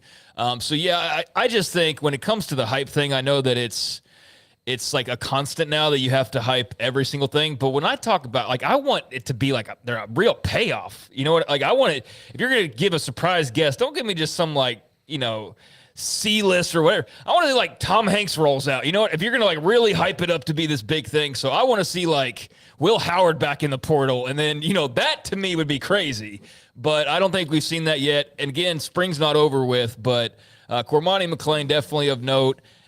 For sure. But even a guy that hasn't proven it. But hasn't done anything at the college level yet. I want Denzel to be the name. If I see the transfer portal, I want nothing but high-level, 5-star Denzel Washington type name. Yeah, it's like there's I'll use a wrestling because that always is what I go to, but it's like the huge return tonight, and it's like Barry Horowitz walks out, and it's like, no, The Rock needs to walk out if you're hyping up like the huge return, or somebody of stature that everybody knows. So that's kind of where when I see that hype for the portal, I was thinking, man, there's going to be like A-lister names left and right, and we've had maybe 1.5 so far in day one. Now, granted, it's early.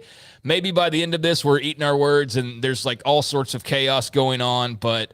I guess that tweet you're referring to, that would seem to indicate that no, that's not expected. But there are spring games this weekend, so there's always the opportunity for it to get, crazy in some form or fashion, but definitely a bit of a dud today. Would that be fair? No, absolutely. A bit of a dud. And I'm okay with that. Yeah, I'm okay with that too. Because I don't want mass chaos. I do, but I don't, and I don't want it right now because, I was reading this about Matt Rule today, was visiting with the media.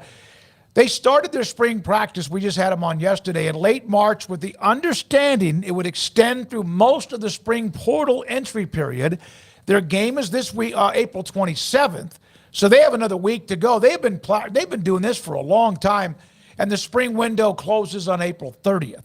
So it doesn't even give many players enough of an opportunity to jump in it. And right now, they've lost nobody except a couple of players who basically had left the roster at the end of last semester. So that's 2 weeks. Pretty smart. You got 2 weeks for it to erupt and go crazy. But, yeah, not an insane day number one, but certainly opportunities for that to change. But, yeah, I think that's just a part of the general hype machine that we sort of live in. You know what I mean? Where you've got to somehow like put something above others. So you've got to like really make it like feel like a big deal. And so maybe that's what it is of just the hype of it to create interest. And certainly the interest is there, but I just don't know if it delivered on the actual chaos part of it. That's why I got a compliment, and I'm not doing this because we have a lot of their writers on, because we have Pete Nakos on 3, is that what the athletic.com was go to different angles of stories about the portal, what has happened, what is going on, what are the histories, the multi-transfer portals.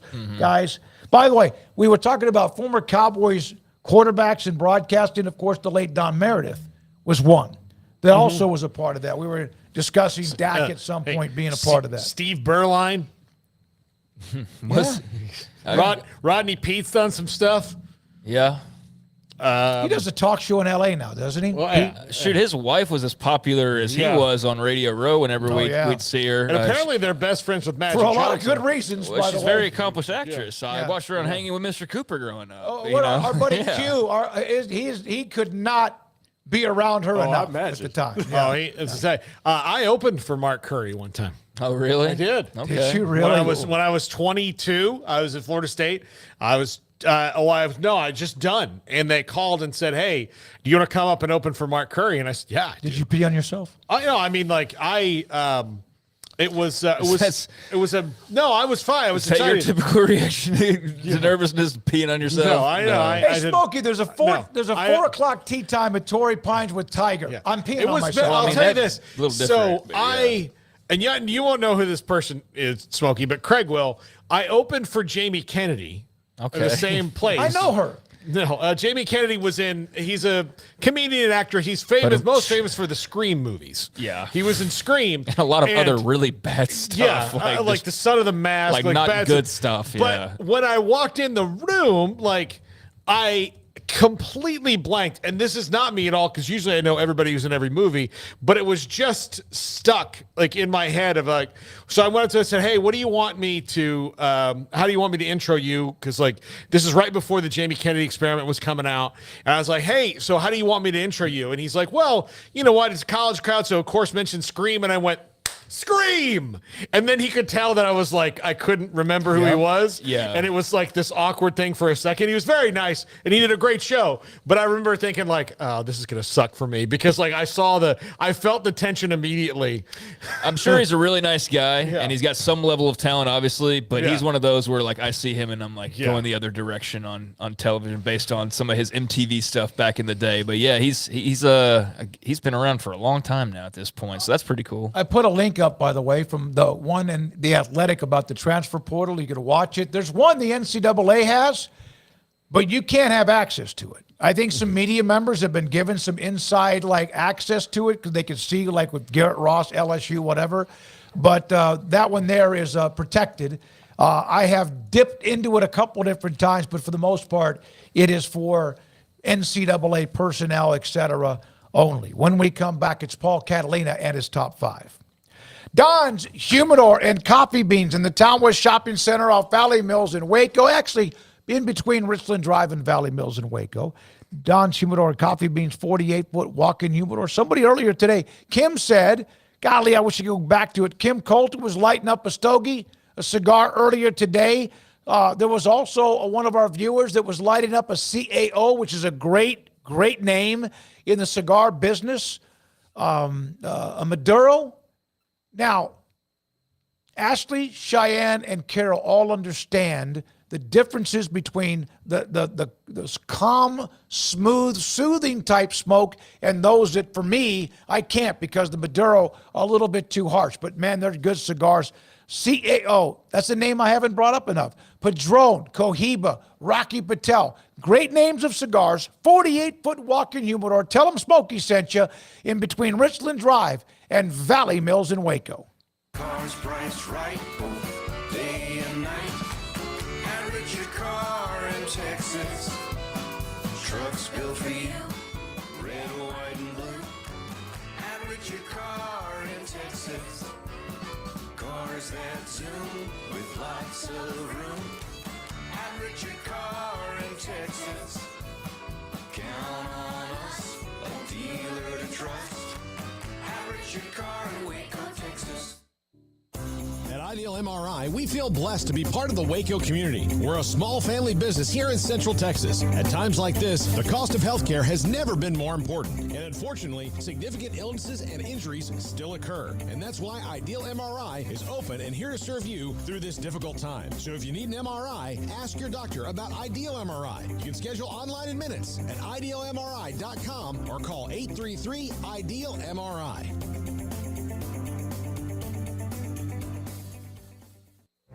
Stepping into the boots of a U.S. Army officer can add confidence and leadership skills to your son or daughter's career path. See all the things they can achieve in our boots at GoArmy.com. U.S. Army Waco Recruiting Company, 254-598-8131 or 254-776-1543. After my first car accident, I feared the biggest damage would be to my wallet. I expected a mountain of bills and a long, drawn-out process. But my Texas Farm Bureau insurance agent was there when I needed her and helped me get back on my feet and in my car in no time. Instead of a hassle, I got reassurance and a quick recovery. Stop by and see our agents at one of our 3 McLennan County locations. Coverage and discounts are subject to qualifications and policy terms and may vary by situation. Established in 2007 and independently owned, Alliance Bank Central Texas is committed to helping families and businesses meet their financial goals. From their tellers to their board of directors, they know the importance of superior service and competitive products. Customers have confidence knowing that their financial needs are in good hands. It's your bank, Alliance Bank Central Texas, with 2 Waco locations, 4721 Bosque Boulevard and 191 Archway Drive on Highway 84, and at AllianceBankTexas.com. Member FDIC and equal housing lender. It's time for Paul Catalina's Top 5, brought to you by Texas Beef House. Where's the best beef in Texas? Your house when you order from Texas Beef House. Unleash the flavor of Texas raised Wagyu. From our pasture to your plate, TexasBeefHouse.com. By the way, I sent the graphic to Garrett, but I realized that we can't do them today. So far, Martinez has Miami, Mississippi State, Kentucky, Tennessee, and Arizona visits set. Damian Martinez. Visits? Yeah. Okay. Visit set to those places. Miami is the last one.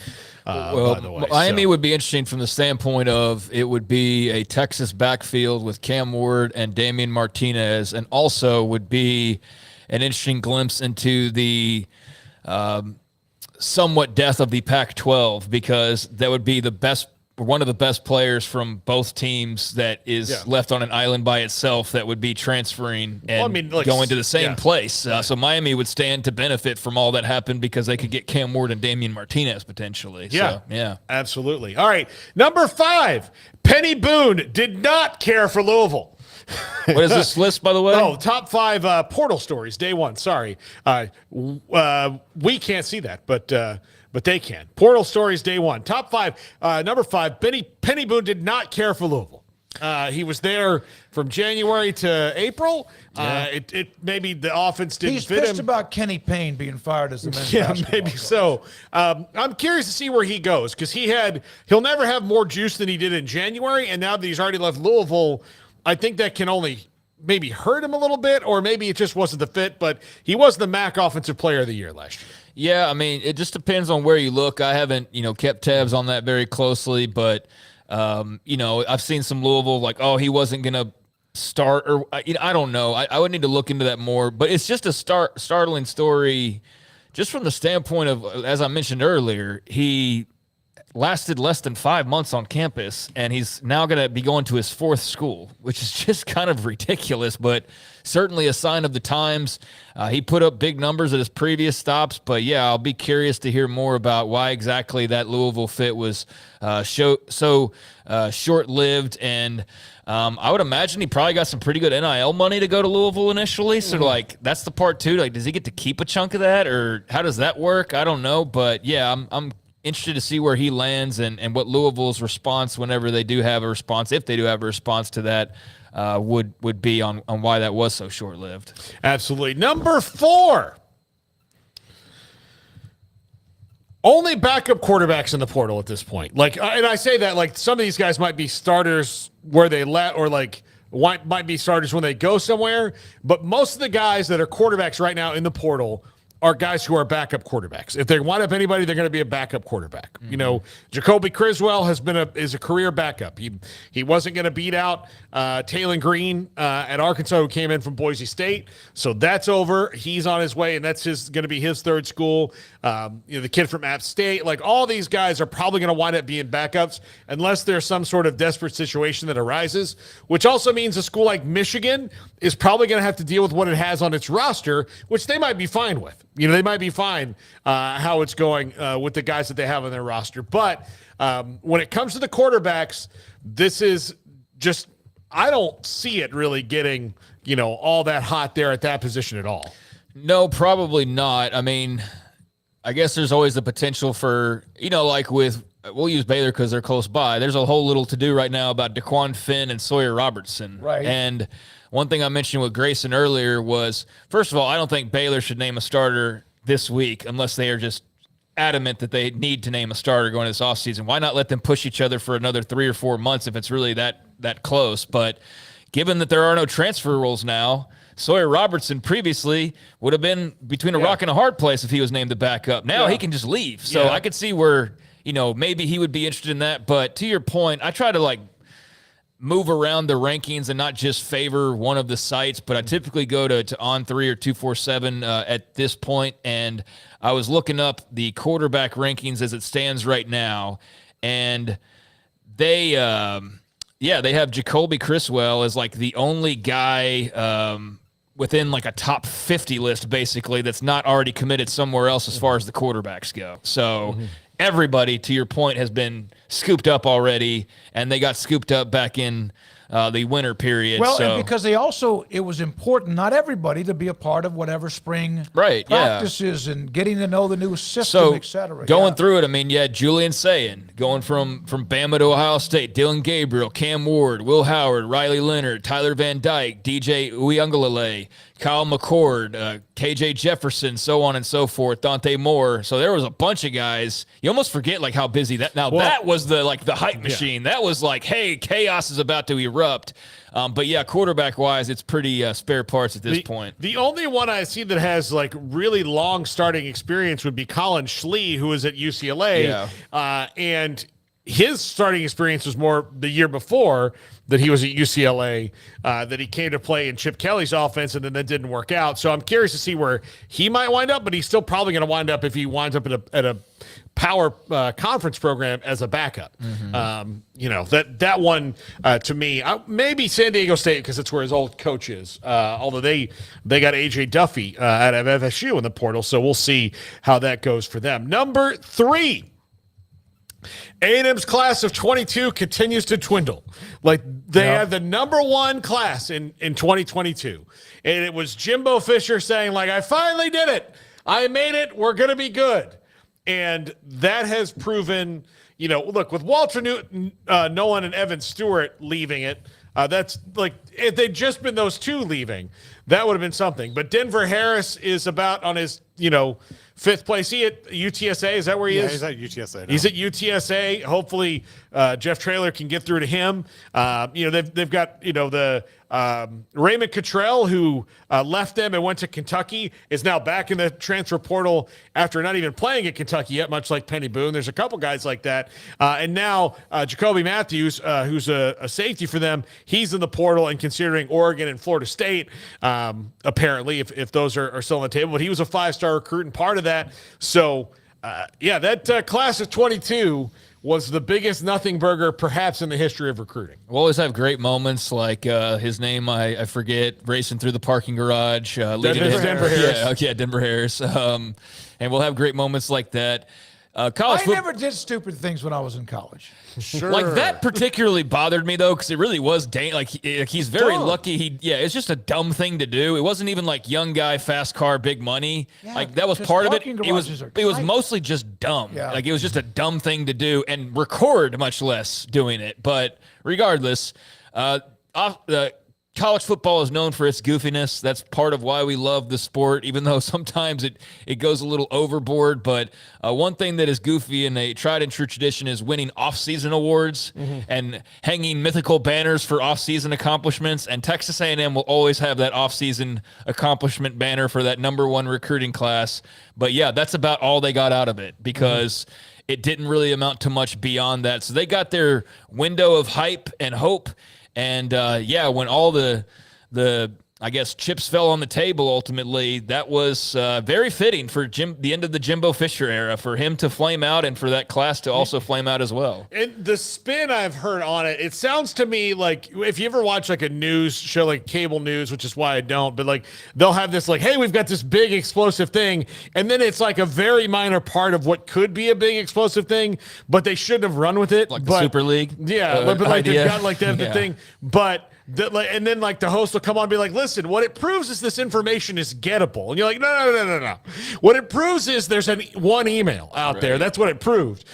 With A&M, they're saying what it proves is that A&M can get the #1 recruiting class. Sure. What it doesn't prove is that they can hold on to it. It validates what they've been struggling with. Yeah, it validates they just couldn't hold on to it. Yeah. Number 2. And by the way, clearly on the Super League, I'm referring to not the concept of it, but the little floating things that we've seen here lately. Now that I know today it was going around again, an idea that will never happen. Yeah. But like that kind of stuff that, oh my God, this is on the, it's like, no, this is an idea that they crumpled up and threw away immediately, basically. But it's fun to think about. Yeah. Number 2, CJ West is this year's Braden Fisk, a defensive tackle from the MAC who will get attention from everybody he wants to get attention for, because big defensive lineman or any defensive lineman, but especially when you have you're successful. Which Braden Fisk was at Western Michigan, which he was at FSU, and CJ West will have that opportunity wherever he goes. And look, there's not a team in the country, right now that doesn't need a defensive tackle. Well, not a one. Let me tell you, I'll just go the last 30 minutes, okay? In the last 30 minutes, CJ West has been offered by Indiana, Rutgers, Miami, Kansas State, LSU, and Colorado. Yeah. I mean, as far as announcing those offers, those have all been announced within the last 30 minutes. Right. So, yeah, that doesn't include 15 or 30 others. That we don't even know about. So, yeah, that's all within the last half hour, those, 6 or 7 programs I just mentioned. He's obviously going to be very in demand, and already is. Yeah, and when I sent this, we weren't completely sure about number 1, but we are sure now. Kermani McLean is on the way out. He was the number 1 cornerback in the country just a year ago. At a high school. And he played, in a few games last year for the Buffaloes. But ultimately, Deion Sanders is very public about that he wasn't watching film. He wasn't showing up to meetings on time. He had some maturity issues and the like. Now, all of the coaches out there who are now after Kermani McLean will put that into the very back of their minds until he does it again, because right now they couldn't care less. Right now they want to get that guy who's got that special talent that they think they can fix. It's like the 7-footer in basketball that nobody's been able to ever coach or get to make a shot, and they feel like they're the ones that can. Or like the toxic, or like the person out there that thinks that toxic girl or guy, like, I'll fix them. They're kind of cute. I'll fix that crazy. And it's like, no, you won't. I understand them like nobody can. Crazy. Yeah. I understand them like nobody can. Right. Okay. I think I can be the one to fix them. When you have, most of the time, when you have that, I understand them like nobody can, is you've made up something that you believe to be true about them that is not. Yeah. Now, this is not necessarily true for Kermani McLean. There's sometimes sometimes kids have to mature, and he clearly had some maturity issues. Deion Sanders has really made some waves online to me, and things I never thought I would.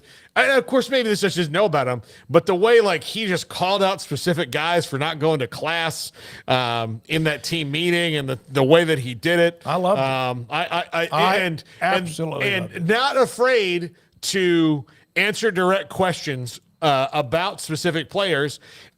when he thinks it will, especially in that situation where I think he wanted to put it out in the world that, yeah, you know what? We went all out for this guy and he's not going all out for us. So, yeah, I mean, it's an interesting approach. It's one that I don't think anybody not named Dion could, or Saban, or, you have to have some sort of cachet behind you to pull it off. If Dave Aranda started doing that, or like just Joey McGuire out of nowhere, I think people would be like, wait a second, you got to do, to be calling people out like that, or, Sonny Dykes or whatever, like they'd probably get a weird look back. But I think, there's a very select few guys that like you accept that from them, and Dion's one of those.